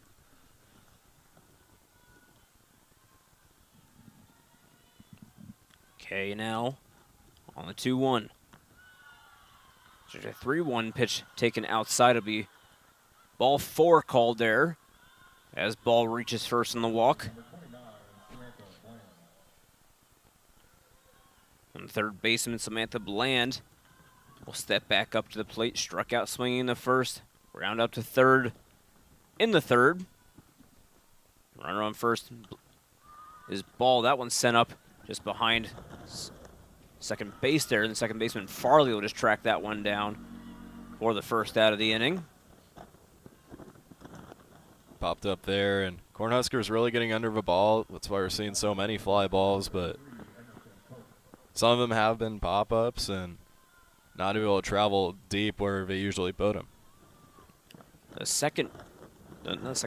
3rd and last pitcher we saw in the inning now, Emerson Cope batting here for the Cornhuskers. Watches the first pitch for ball 1. Jordy Ball also speedy, 4 stolen bases out of 5 attempts. Could have the green light. 0-1 now from Kay.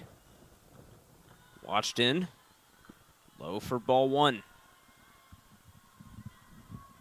Cope, 378 batting for the pitcher. There's 14 hits on 37 at-bats on the season. Swings on that one, launches it, and that one's going off the top of the Woody. Pitcher Jordy Ball just did that, just scores. And the other pitcher, Emerson Cope, will join her on that 2-run shot. Emerson Cope saw what happened in the 3rd inning and said, I want a part of that as well, hitting that 2-run homer, and Nebraska's really crushing the ball into left field in this one. Looked like the Jordy Ball homer barely was starting its downward decline. I'm not even sure if Cope's one was anywhere close to it. It was still in the middle of it, and it caught the top of it caught the roof of the Woody over in left field. Yeah, and if a Woody wasn't there, that ball might have went all the way to Michigan. It was like landing on the lacrosse field behind Buckeye Field back there.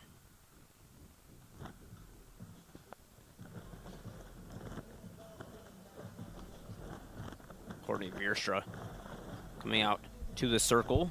So we have another pitching change. Lena Gerhard coming on for Ohio State here, as Kay will step aside. We've seen a lot of pitching changes in this one, and the fact that there's 19 combined runs so far this early on.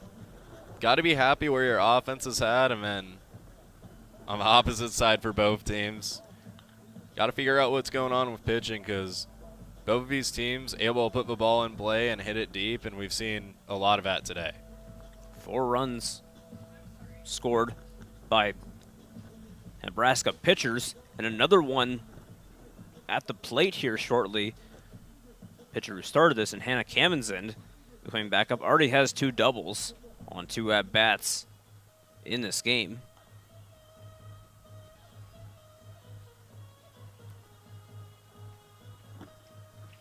Gerhard, the 5'9" freshman pitcher from Hawkinson, Delaware. Buckeyes got players from all corners of the country. Same with the Cornhuskers. Gerhard, 4.52 ERA, 2.01 WHIP. 2-0 record on the season, just over 26 innings pitched. A lot of strikeouts, but also a lot of walks. Yeah, and going up against a team that draws a lot of walks can be pretty dangerous. Kamenzen steps back in. First pitch taken, 4-1. Casey Hoffman waiting in the on-deck circle. Sent deep solo shot out to center her last time up. Kamenzen will watch another one by, but that time well off the edge of the plate. It'll be ball 1. 1-1 count out now here to Kamenzen.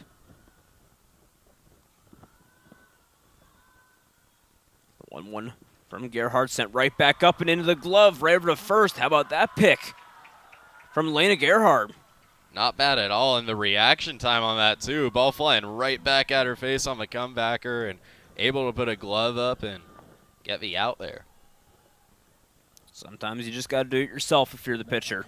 She didn't even flinch.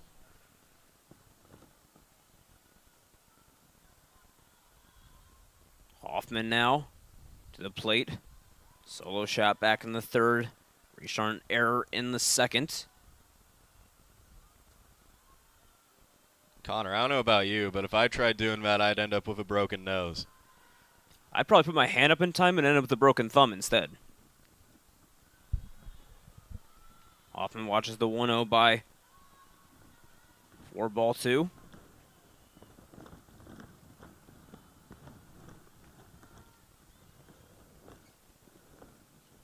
Two-0 now from Gerhard. Swung on by Hoffman, driven out to right field there.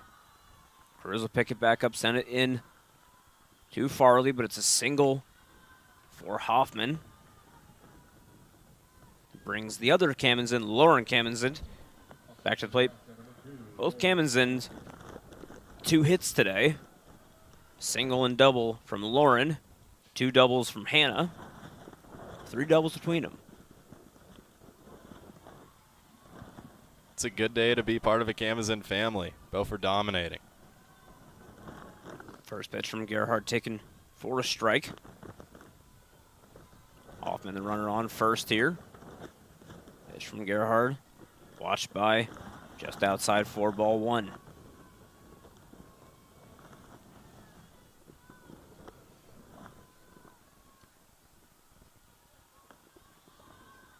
Gerhard, 316 batting average against with 2 outs on the inning.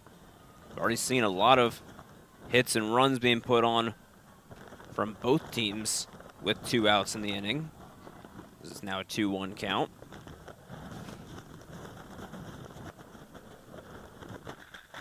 Gerhard, the 2-1 pitch. Watched in, catches the inside, 2-2, 2 out, 2 on.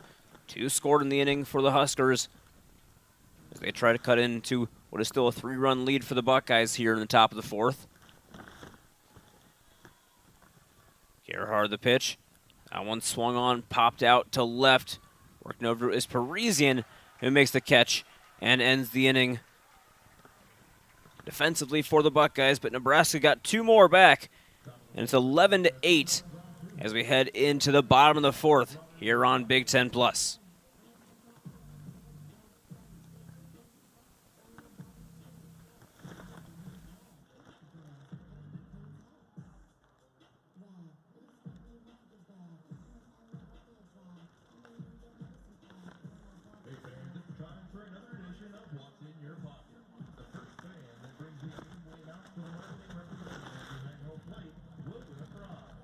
Since we're playing the Cornhuskers this weekend, the what's in your pocket item is a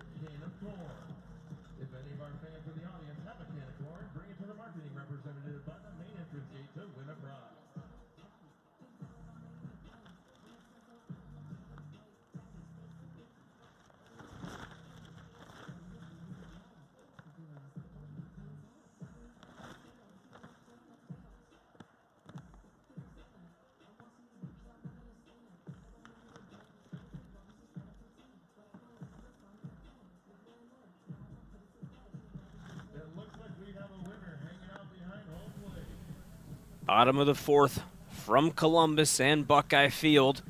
11-8 Ohio State leads over Nebraska in this second of this weekend series to kick off the Big Ten season.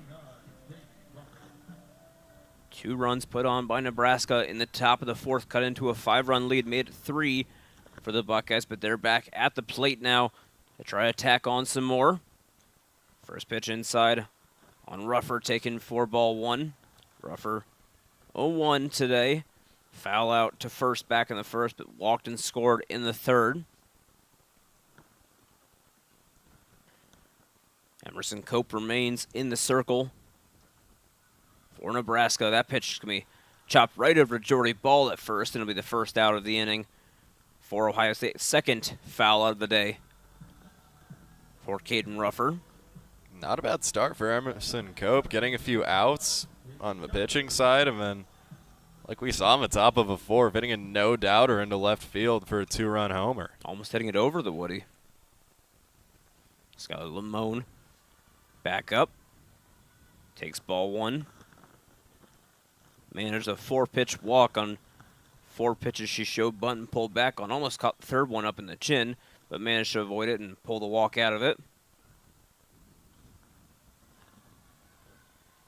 Watches second pitch for ball 2.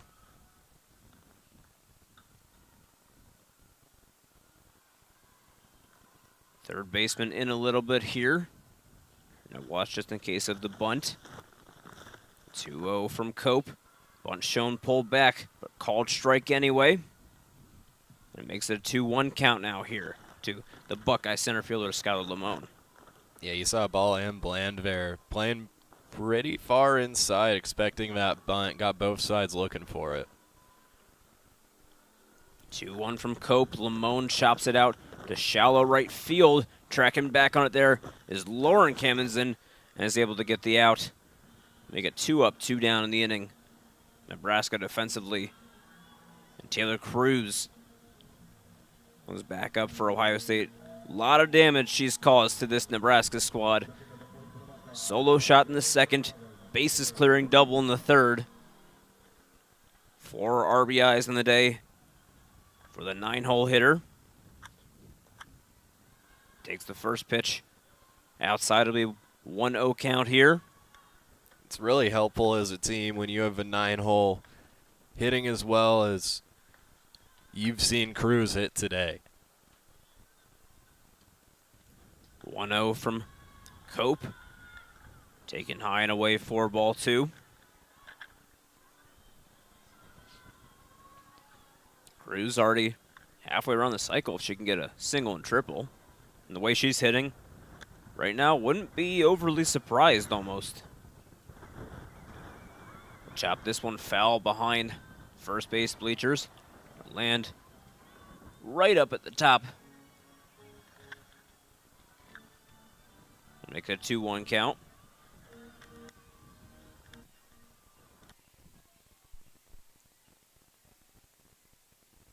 Cope, just a 2.10 ERA.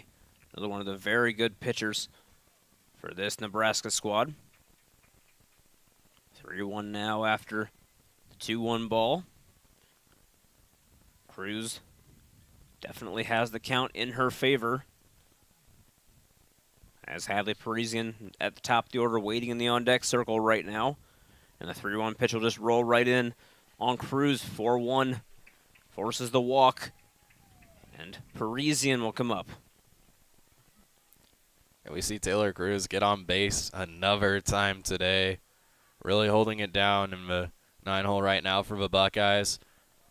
Gives the top of the order a chance now to potentially drive her in because from what we've seen from 2 outs today, there has been a lot of offense. Parisian 1 for 3 batting. Dublin scored in the first, struck out, swinging in the second, struck out looking in the third. Trying to avoid the hat trick of strikeouts. As a runner on first in Taylor Cruz. 314 batting average for Parisian. 0-1 bunt shown. Might have caught a piece right into the glove of Breadwell. And then I'll make it an 0-2 count here. Buick waiting in the on-deck circle. Has been all kinds of trouble herself with doubles galore. Now 0-2 from Cope. Watched away, throw down a second. Not in time, stolen base for Taylor Cruz, her first of the season. And Ohio State's got a runner in scoring position. Cruz really filling up the stat sheet in this game, now with a stolen base and 4 RBIs and plenty of hits to go along with that.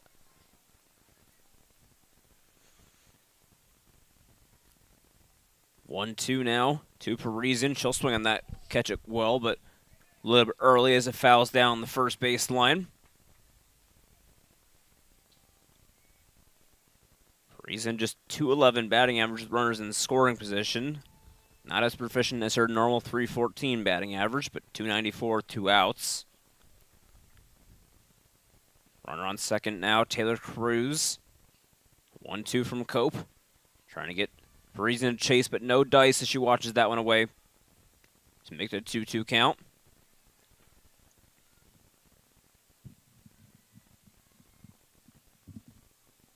Cope sets 2-2, 2 out, runner on second. Parisian chops over to first. It'll fall foul just outside that first base line. Cope trying to put this inning away. Last time we haven't seen a scoreless half inning was top of the second when Nebraska didn't get a run on.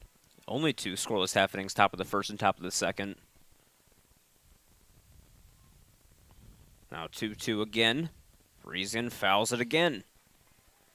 Count remains the same. Another thing to point out, Connor, Buckeyes haven't come away empty-handed in this one yet. They've scored in every single inning so far. 1 run in the first, 1 run in the second, all of them in the third. A chance to make it 1 more here in the fourth if they can get Cruz around. That one will be watched low and inside for ball 3, so it'll be full count now here to the left fielder, Hadley Parisian.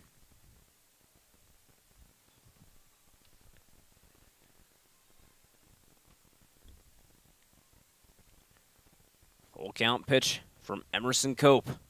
Swung on, fouled back by Parisian, and we'll do it again. Parisian with a 1.16 OPS on the season. One of the highest in the Big Ten. Cope readies for the 3-2 full count pitch. Sets, kicks and deals, swung on, sent over to third, right into the glove of Cusack. Throw in time to ball at first. And Nebraska gets out of the inning scot-free. Score remains 11-8 here from Columbus. First half inning scoreless since that top of the second. And Nebraska gets a chance to try to get some more back in the top of the fifth when we come back on Big Ten Plus. Scan the QR code on the Jumbotron to sign up for Go Bucks Weekly. Be the first to receive Buckeye ticket pre-sales and on-sale information. The latest news, exclusive content from OhioStateBuckeyes.com and more.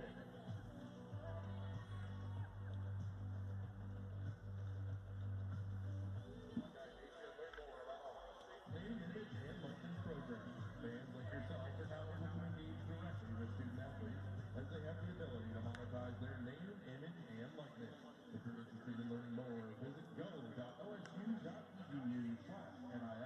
Go Bucks.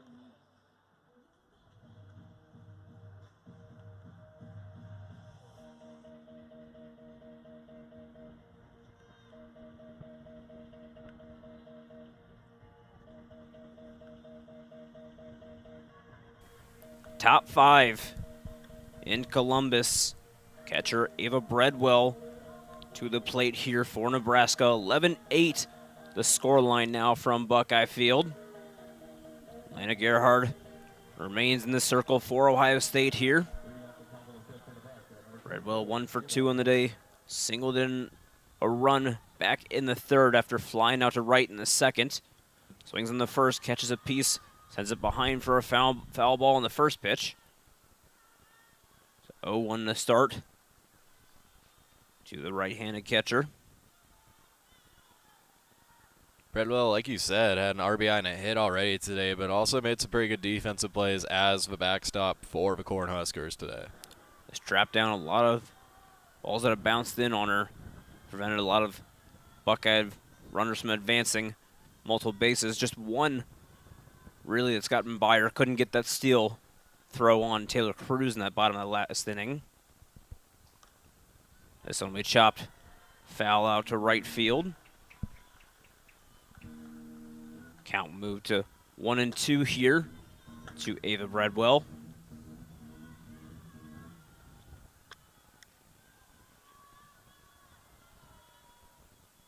Gerhard, the 1-2 pitch.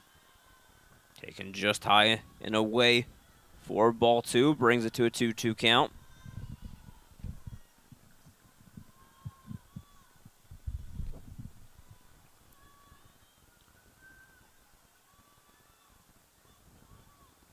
Two from Gerhard. Watched high. Full count here for Breadwell. Done well to work herself back into a favorable count. We've seen that a lot today from both sides, clawing their way back up into counts. This one she'll send out to right. Cruz running in on it. Will make the catch. And send down Breadwell. First out of the inning on the first batter. Back to the plate now, the left fielder, and Abby Squire. Struck out in the third, walked at the same inning at the end of that third.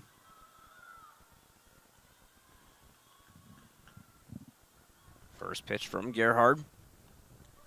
Taken in for strike one.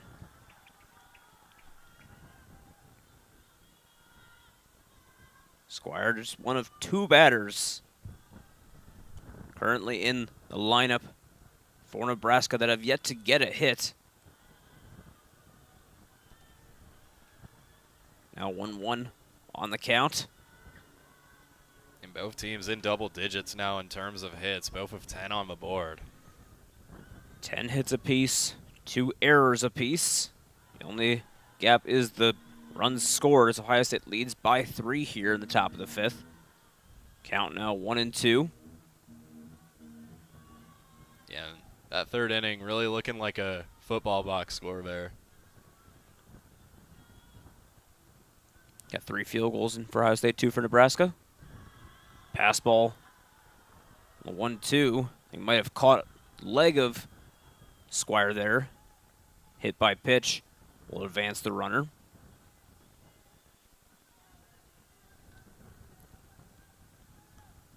It's also thinking touchdown, 2-point conversion, and then maybe that 1-point play for Ohio State, but we don't see that often. The 1-point safety.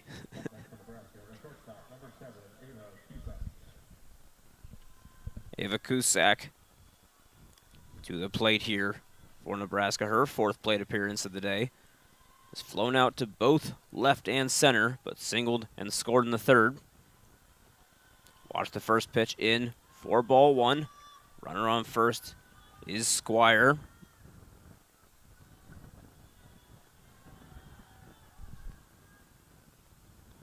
Gerhard sets on the 1-0. Pitch sent in, watched by. Be taken for strike 1. Count work back even at 1-1 here for Lena Gerhard in the circle.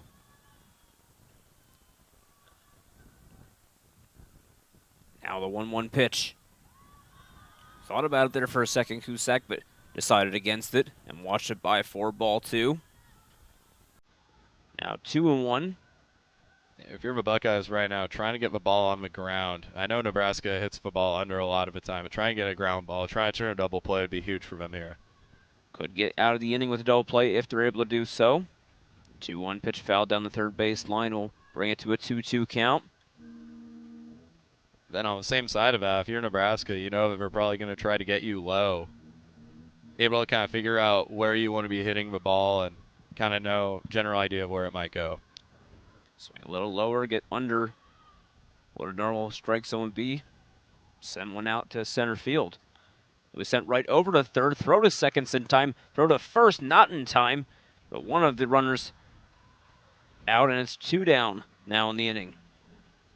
Yeah, definitely the right play to get that ball over to second base to at least force 1 out, and almost fair in time for the other, but saw some speed there from the leadoff hitter from the Huskers.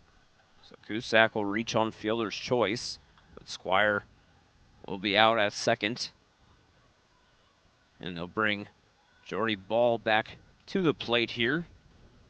Walked and scored back on her last plate appearance, but you have to remember the plate appearance before where she was the first of the pitchers to launch a ball out to the Woody. Out in left field there. Felt like days ago when that happened. This time she'll send one out to right field. Cruz running in on it. It drops on her.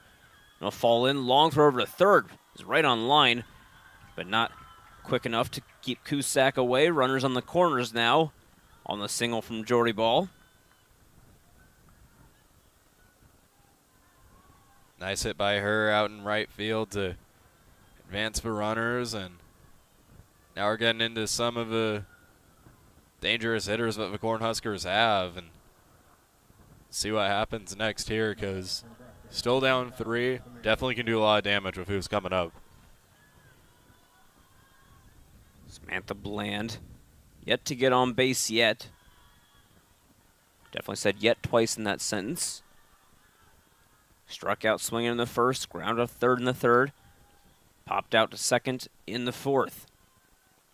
Can I say it was a bland sentence choice of you? Gonna pretend I didn't hear it.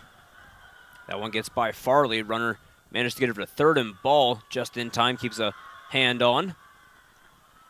1 run scores there for Nebraska, and it's 11-9 now. Nice hit there for Bland. Getting the ball in the right spot of the field, driving in a run, and finding her way back into this one.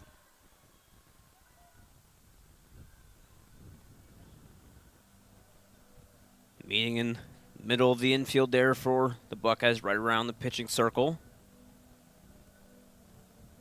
A chance here for Nebraska to go up with the current pitcher, Emerson Cope, back at the plate. Launched a 2-run shot earlier. A 3-run shot would take the lead if she can do it again. Gerhard going to do everything she can from the circle to avoid that.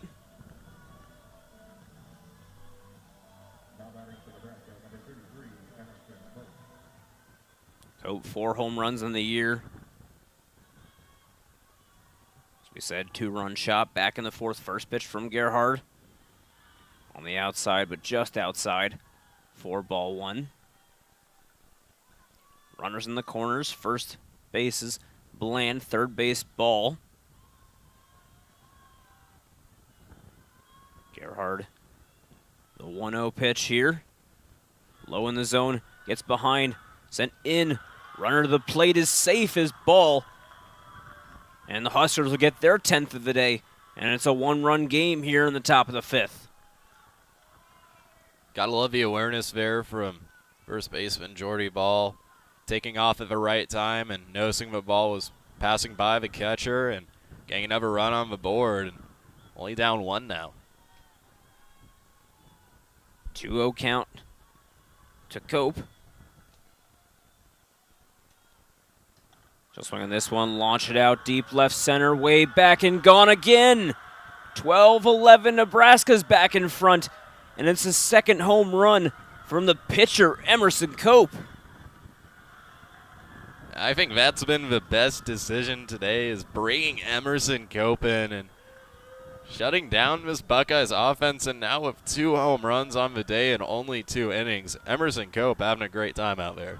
How about 6 runs on 3 home runs from 2 of the Nebraska pitchers? And another one to the plate in Hannah Kamenzen, who already has 2 doubles in the day. You know, there's a reason why they're ranked number 21 right now, and really from both sides, but especially Nebraska now, just 0 quit. Both teams have been down by a lot. Been able to claw their way back into it and back into the driver's seat, so can imagine that we're going to be seeing this the rest of the way as well. Both teams fighting hard. Hannah Kamenzen, her 4th plate appearance. It's 2 for 3 on the day. Watches the first pitch for strike one.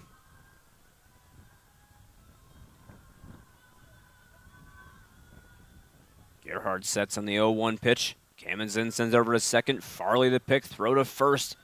Gets to Milliken in time. And Ohio State will get out of the inning.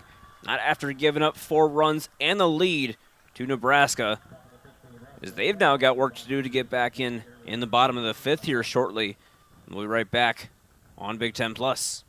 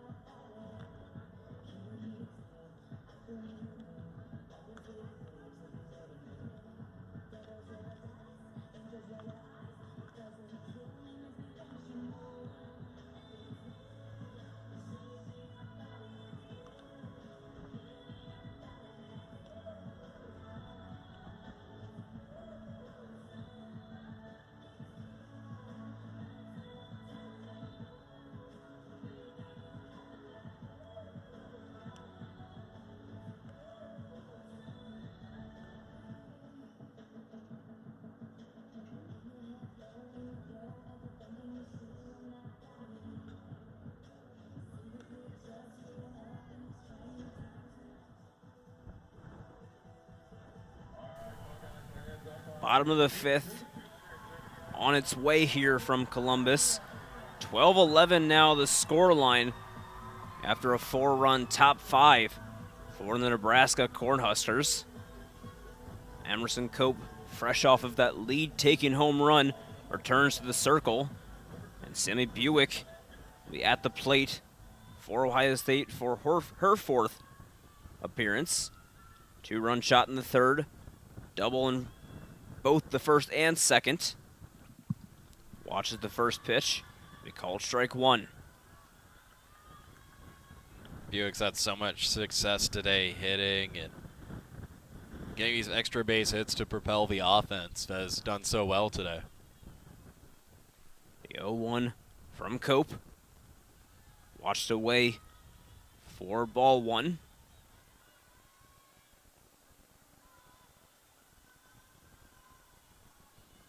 Buick been trouble for this Nebraska defense. Entirely what Ohio State needs right now, down 1 now. Buick flies that one right into the netting. Foul territory over the first base dugout.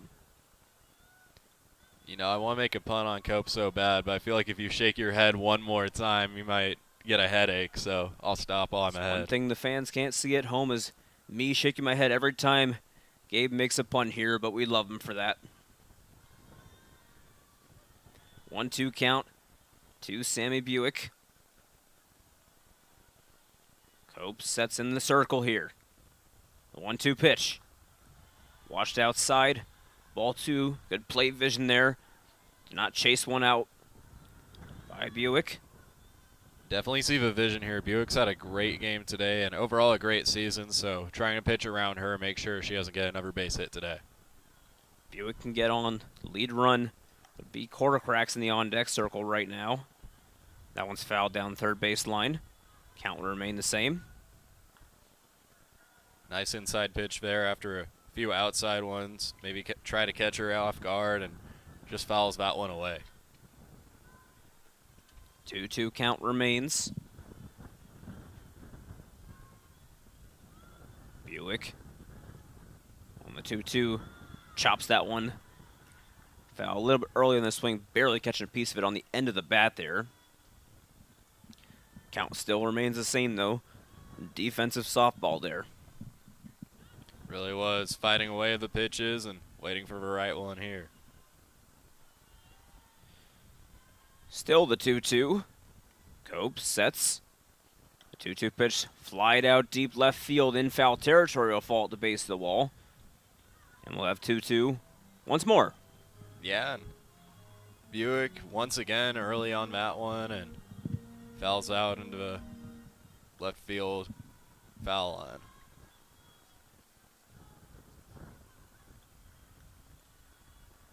.30 pitches for Cope on our 5th batter faced. 2-2 once more to Buick. Watched carefully there, and it'll be just outside high. Full count now to Buick. Deciding pitch coming up. Cope sets for the 3-2. Sent in over to third by Buick. Throw over to first in time. Good throw there by Bland to get over the ball. And Nebraska's able to get the first out after a lengthy at-bat there by Sammy Buick. Bland able to cleanly field that, and like you said, a lot of fight on that at-bat there from Buick, and Cope just getting the better of Rivera. Now a player that Buckeye fans maybe still want to see a little more from today, a player you're very used to, in Cammy Quartercrest, who's 0 for 2 right now. Reached on the error and a walk, but not a hit yet. This time we'll just send it straight up in the air, right over behind the circle, and it'll be caught on one by Lauren Kamenzind. And 2 outs now for the Buckeyes. If you're the Cornhuskers coming out there after a long at-bat from Buick and then just getting a pop out there on the first pitch, definitely got to be happy about that considering how long that last at-bat was. Burns back to the plate, 1 for 3. Watches the first pitch. Outside 4, ball 1.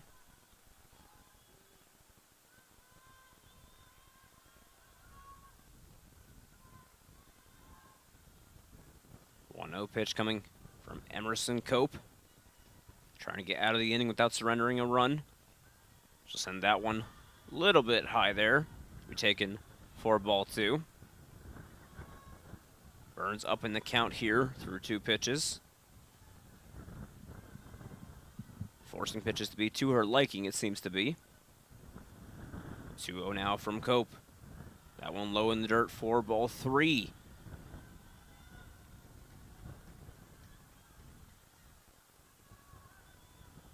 Burns doing a great job of seeing the ball and not swinging anything that she doesn't feel comfortable taking. Burns maybe a red light here up in the 3-0 count. We'll just watch that one away, and it'll be called ball 4, 4-pitch walk for the designated player, as Ohio State's able to keep this inning alive. Tying run at first, leading run at home in Reagan Milliken, who has 2 home runs and 4 RBIs in the day. If she gets a pitch she wants, a 2-run shot would put Ohio State back in the lead here. Yeah, the command on the pitches last time a little bit off here. See what Milliken does with that. Milliken chops it right over to short, and it's a 1-pitch out on the line out to shortstop. And score remains 12-11 through 5 innings from Columbus. Nebraska will be back up at the top of the 6th. Gerhard will stay in the circle. We'll be back shortly on Big Ten Plus.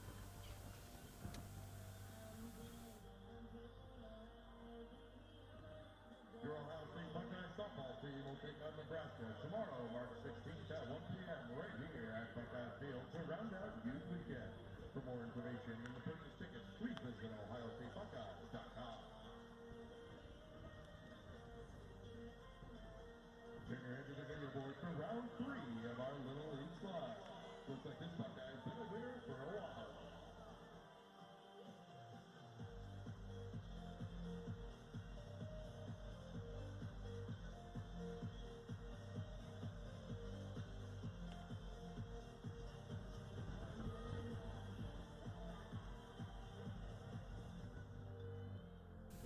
Top 6 from Columbus.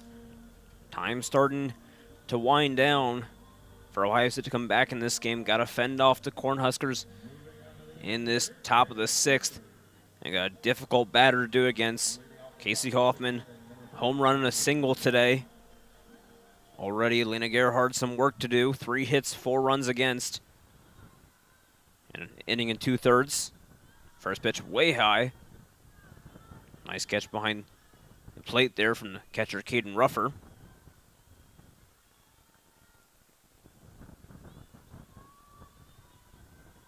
Hoffman, Lauren Kamenzind, and Bredwell to start the inning. That one swung on, fouled off into the netting behind home plate. 1-1 count. And think I brought this up a little bit earlier, but Nebraska 20-6 on the year, 20-0 when they hit a home run, and they have 4 of them today. Between the two sides right now, 16 extra base hits and a whole bunch of home runs. 2-1 count now to Casey Hoffman.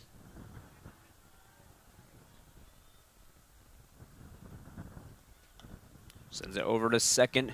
Bounces on Farley. Cruz will run onto it, but Hoffman will reach for another single. He'll bring Lauren Kamensend up to the plate. Farley able to get a glove on that, not able to get the complete hold onto that ball. Really tough play to make, and that leads to another base hit there for Hoffman. Looks like Nebraska will elect to go to the bench for a pinch runner here, as the junior infielder Caitlin Kaneda, who will come on a pinch run for Hoffman.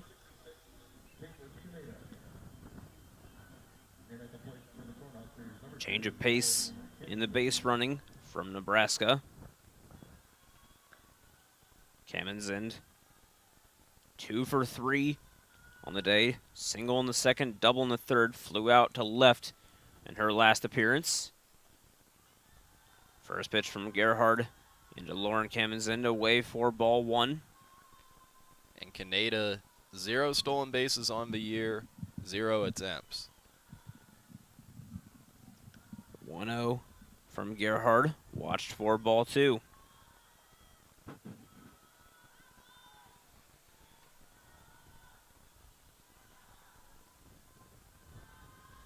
Gerhard, as previously mentioned, has gotten into walk trouble quite often, as it's now 3-0 count, 20 walks to just 31 strikeouts. Definitely could see a better ratio and could be wanting one, and is in trouble of giving up another one here, and it's exactly what will happen as the 4th pitch walk for Lauren Kamensend. 21st walk now of the season for Lena Gerhard. And that brings Ava Breadwell back to the plate for Nebraska. Definitely not ideal with 0 outs to have runners on first and second. Just got to get away and find how to get an out now against a Cornhuskers team that is very resilient. And after another ball there, Caden Ruffer come out to the circle, have a word with her pitcher. It's 5 straight balls thrown by Gerhard. Just at the very least to calm down the player throwing you the ball. Try to slow the game down a little bit just to get mentally right there.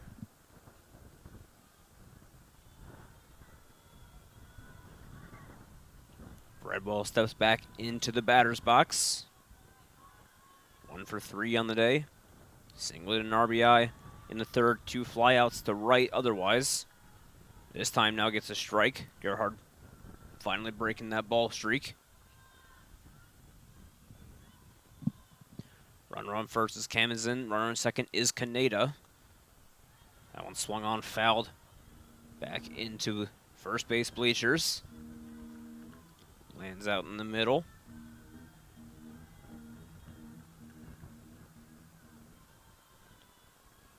1-2 count now to the catcher Breadwell. 308 batting average with runners in scoring position as she chops it out to shallow right field. Farley runs it down. Has to avoid second base umpire in doing so, but manages to get the out. Not only that, but it seems like the sun is out a little bit here now in Columbus, Ohio. Another extra layer on trying to field balls when the ball's flying right into your face, but the sun's right there as well. Abby Squire back to the plate here. First pitch to her. Line away for ball 1. Just 0 for 1 today. Struck out in the third. Walked later in the third. And then got hit by pitch in the 5th on her 3 plate appearances. 1-0. Chop right over to second. In-time throw to first. Not even to make the attempt. The fielder's choice will work out for the Buckeyes, but it'll get runners in scoring position on third in Kaneda. Runners in the corners overall as Squires on first. Squire 2 stolen bases on this season. Could try to put 2 runners in scoring position for Nebraska. With top of the order and Ava Cusack at the plate. First pitch to Cusack. Taken for strike 1. Nice pitch there from Lana Gerhard. Just to rewind to that last sequence of events, nice glove play there by Caitlin Farley to use her glove and try to get a potential double play. Didn't work out, but still got 1 out. 0-1 swung on by Cusack, fouled behind home plate. 0-2 now for Gerhard, trying to get her first strikeout of the afternoon. 4 hits and a walk against so far for Gerhard in 2 1/3 innings of work. We'll get the strikeout there. 3-pitch strikeout on Cusack, and Gerhard's able to get Ohio State defensively out of the inning for the first time in 4 innings without a run against. Score remains 12-11, and Ohio State a chance to tie the game in the bottom of the 6th when we come back on Big Ten Plus.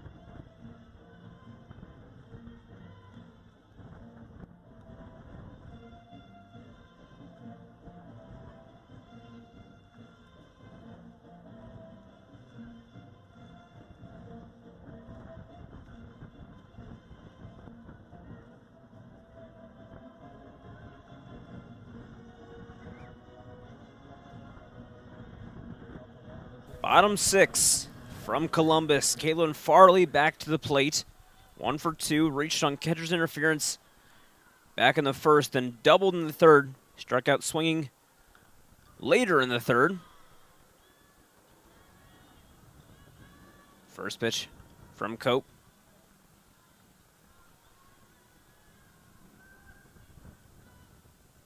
Oh, 1 here. Pitch outside, taken for ball 1.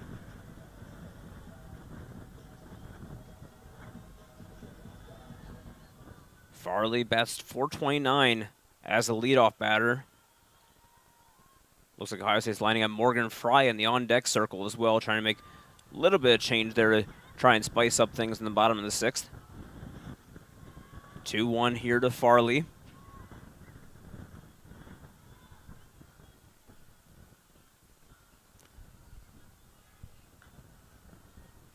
Cope, the pitch in way inside on Farley there. Back off the plate, make it a 3-1 count. Yeah, and if you're a Buckeyes in that situation, that's when you would want a runner on. Definitely would have advanced at least 1, but empty bases right now since inning just started. Emerson Cope batting average against leadoff hitters. Flat 300. 3-1 pitch now. Watched off the edge of the plate, on the edge of the plate for strike 2. Make a full count here to Farley, the Buckeye leadoff hitter on the inning. Cope sets for the full count pitch. Sent in, watched away, just off the edge. It's a walk for Farley. 10th walk of the season. Tying run on, lead run at the plate. It is Morgan Fry. Coming in to pinch hit here for Caden Ruffer. And that's not who you wanted to walk in that situation. Farley currently leading the team in stolen bases. Perfect 3 through 3.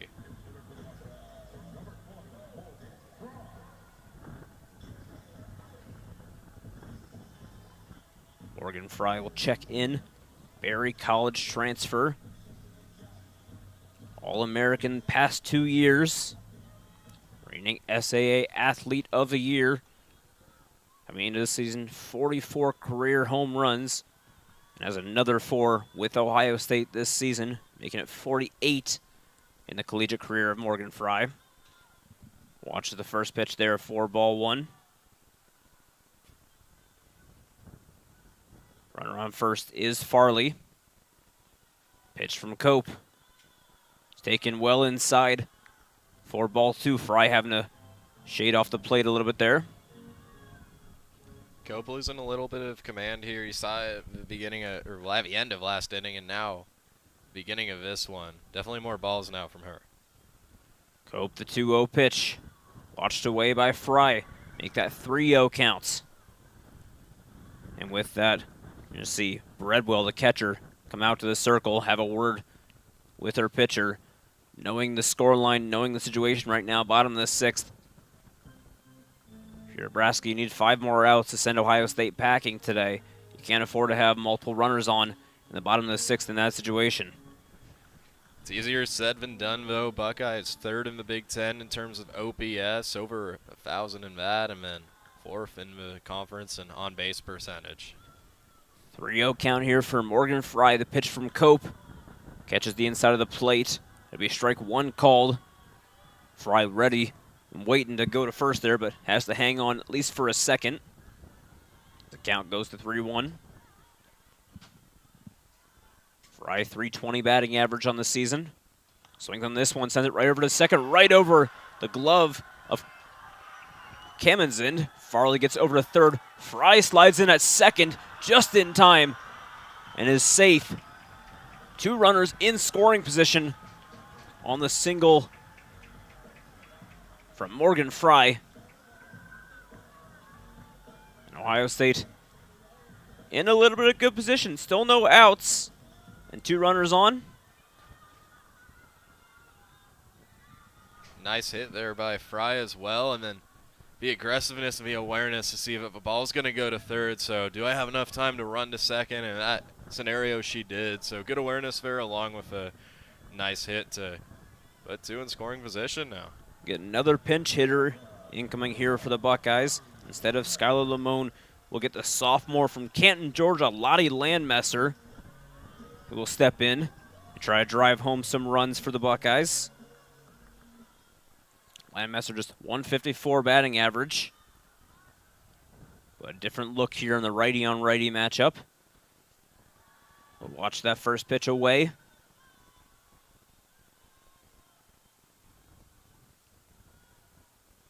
And now a circle meeting out in the middle of the infield. As Nebraska want to talk things over, Ohio State will take the chance to do the same.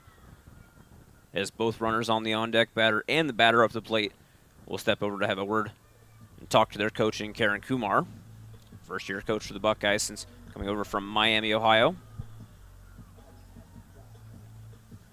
You know, a good thing to talk things over, especially with 0 outs, 2 players in scoring position, and Cope has kind of been missing the zone now this inning, and maybe just want to give her a little bit of a break and then just kind of talk things down like you were saying earlier on. Players will return to their positions now as Landmesser works her way back over towards the batter's box. There's 4 hits on 26 at-bats this season for Landmesser. With 3 RBIs and 3 runs of those 4 hits. Watches 1-0 in for strike 1. She can get one into the outfield. Fry turns on the Jets from second. Ohio State might be able to take the lead. Infielders in here protecting against the bunt. Landmesser will launch it up in the air behind third base. Running over to it is the left fielder. And Squire makes the catch and gets that first out. But that does not make things any easier for Nebraska, looking at the batter up to the plate now in Taylor Cruz, who has been cruising in this game, launching all kinds of shots, one out of the park, one for a double, which he's cleared the bases on, and then getting the walk in the fourth. Cruz first pitch swung on, fouled it behind first base. Not only has she been cruising, she's really been navigating the waters here for the Buckeyes, having a lot of success against every single pitcher that's come in against the Cornhuskers so far. Runner on second is Fry. Runner on third is Farley. Bottom of the order here for the Buckeyes. Cruz watches that one. Strike two taken. Felt like she wanted to swing at that one, just didn't pull the trigger. And now down on the count, 0-2. Definitely want to try to get something in play here with one out and two in scoring position. 0-2 pitch from Cope. Check swing. Not given. So ball one on the pitch high. Parisian waiting in the on-deck circle, top of the order. Could give some way for Ohio State to pull some runs, but Cruz has got to get to that point first. 1-2 coming now from Cope. Swung on by Cruz, fouled off behind first base. Staying alive on the 1-2 count. That's what made that fly out earlier on in the inning so important for the Cornhuskers, because now only 2 outs for Ohio State to work with, and a strikeout here potentially would put Nebraska in a pretty good situation. 1-2 again from Cope. Watched high and away by Cruz. Not chasing on the pitch out of the zone. Makes a way to work back even at 2-2. 2 balls, 2 strikes, 2 on. Just 1 out in the inning. Cruz again swings, fouls it down third base line, this time right at the netting over the Ohio State dugout there. And players moving out of the way, a little bit of 3D effect there.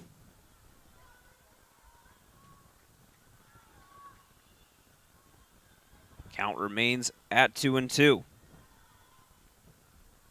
Cope sets in the circle. The 2-2 pitch once more to Cruz. Waits on that one as it falls high for a 3-2 pitch now. Full count, 2 on, 3 balls, 2 strikes, 1 out. It's really been a theme in this one, fighting back in 0-2 counts, getting up to 3-2. Went down 0-2, has managed to work back 3 balls. Now swings on this one, drives it to deep right field. It'll be caught. Runner coming in from third is Farley, and this game will be tied as Fry advances to third. That ball traveled pretty well there from Cruz, able to still get the sacrifice fly to even it out, and Ohio State still has Fry on third base, so we'll see what their approach is now with Reason back in the box for the Buckeyes. Lead run is Fry at third. Reason 1 for 4 with that double back in the first, but has struck out twice and grounded out since. Righty on lefty here. Watch the first one away. He'll just catch the edge for strike 1. Buick waiting in the on-deck circle. A lot of trouble in the beginning of this game, but couldn't get on in her last appearance.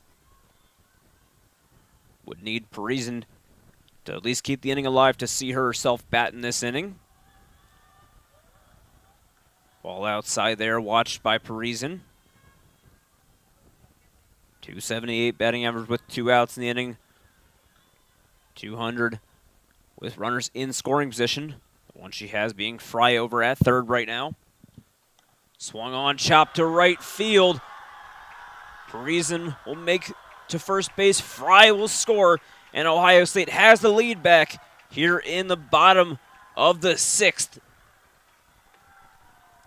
And Parisian not overcomplicating things, just saying, hey, all we need is a base hit. We'll just pull the ball and get in between first and second, and able to get an RBI out of it, and huge play by the leadoff hitter for the Buckeyes. And now Buick to the plate. 2 doubles and the homer in the third. First pitch taken, 4-1. Parisian the runner on first. 3 for 4 today, Sammy Buick. 403 batting average now. And 483 with 2 outs on the inning. 1-0 from Cope. Watched, taken, Strike one called.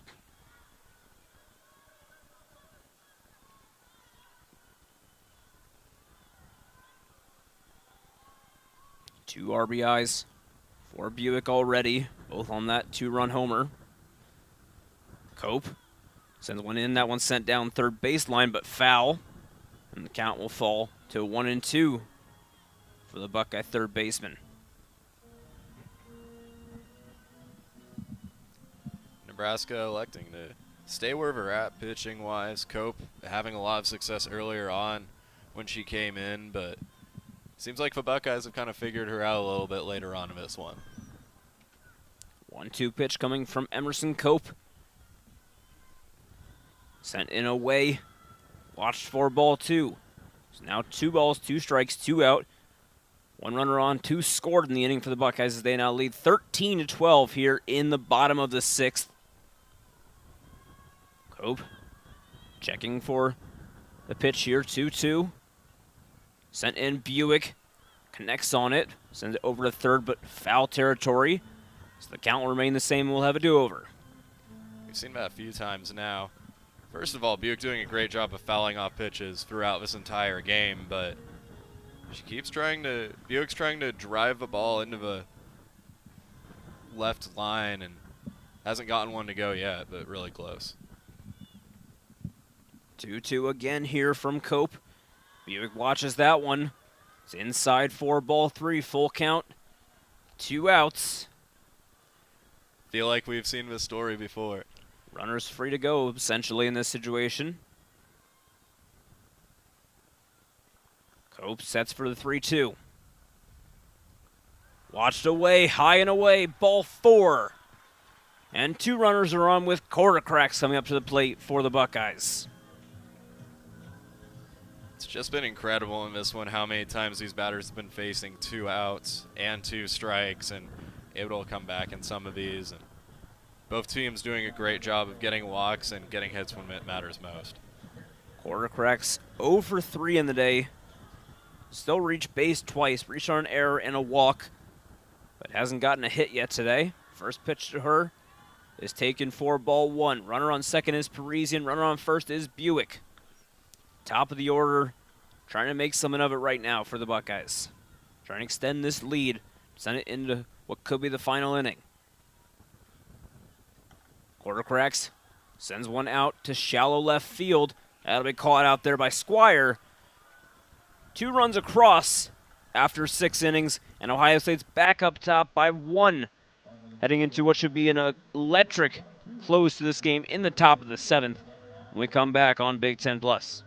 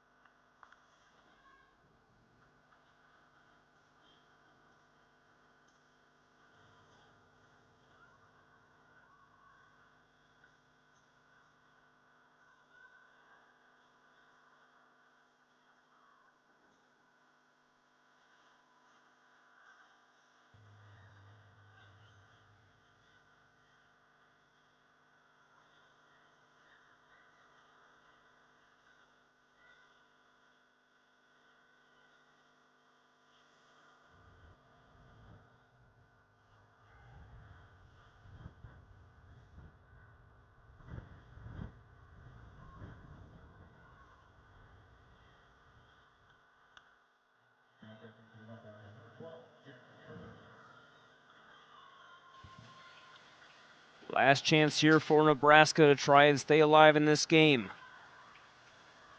No better player right now, it seems, than Jordy Ball for the Cornhuskers here. 2 for 3, 2-run homer and a single to try and tie this game. Gerhard remains in the circle. First pitch sent over to third. Throw to first in time from Buick. 1 pitch, 1 out. You couldn't ask for anything better if you are the Buckeyes, because if you're able to put out the leader on the team for the Cornhuskers in batting average, hits, and runs. Now the third baseman, Samantha Bland. Shows bunt, knocks it down below home plate. No fall foul. 4 strike 1. Time running short here for Nebraska, Gabe. Got to get players on. Got to get players around the bases. 0-1 here to Bland. Gerhard the pitch. Right back up the middle, over to short. Cora cracks throw to first.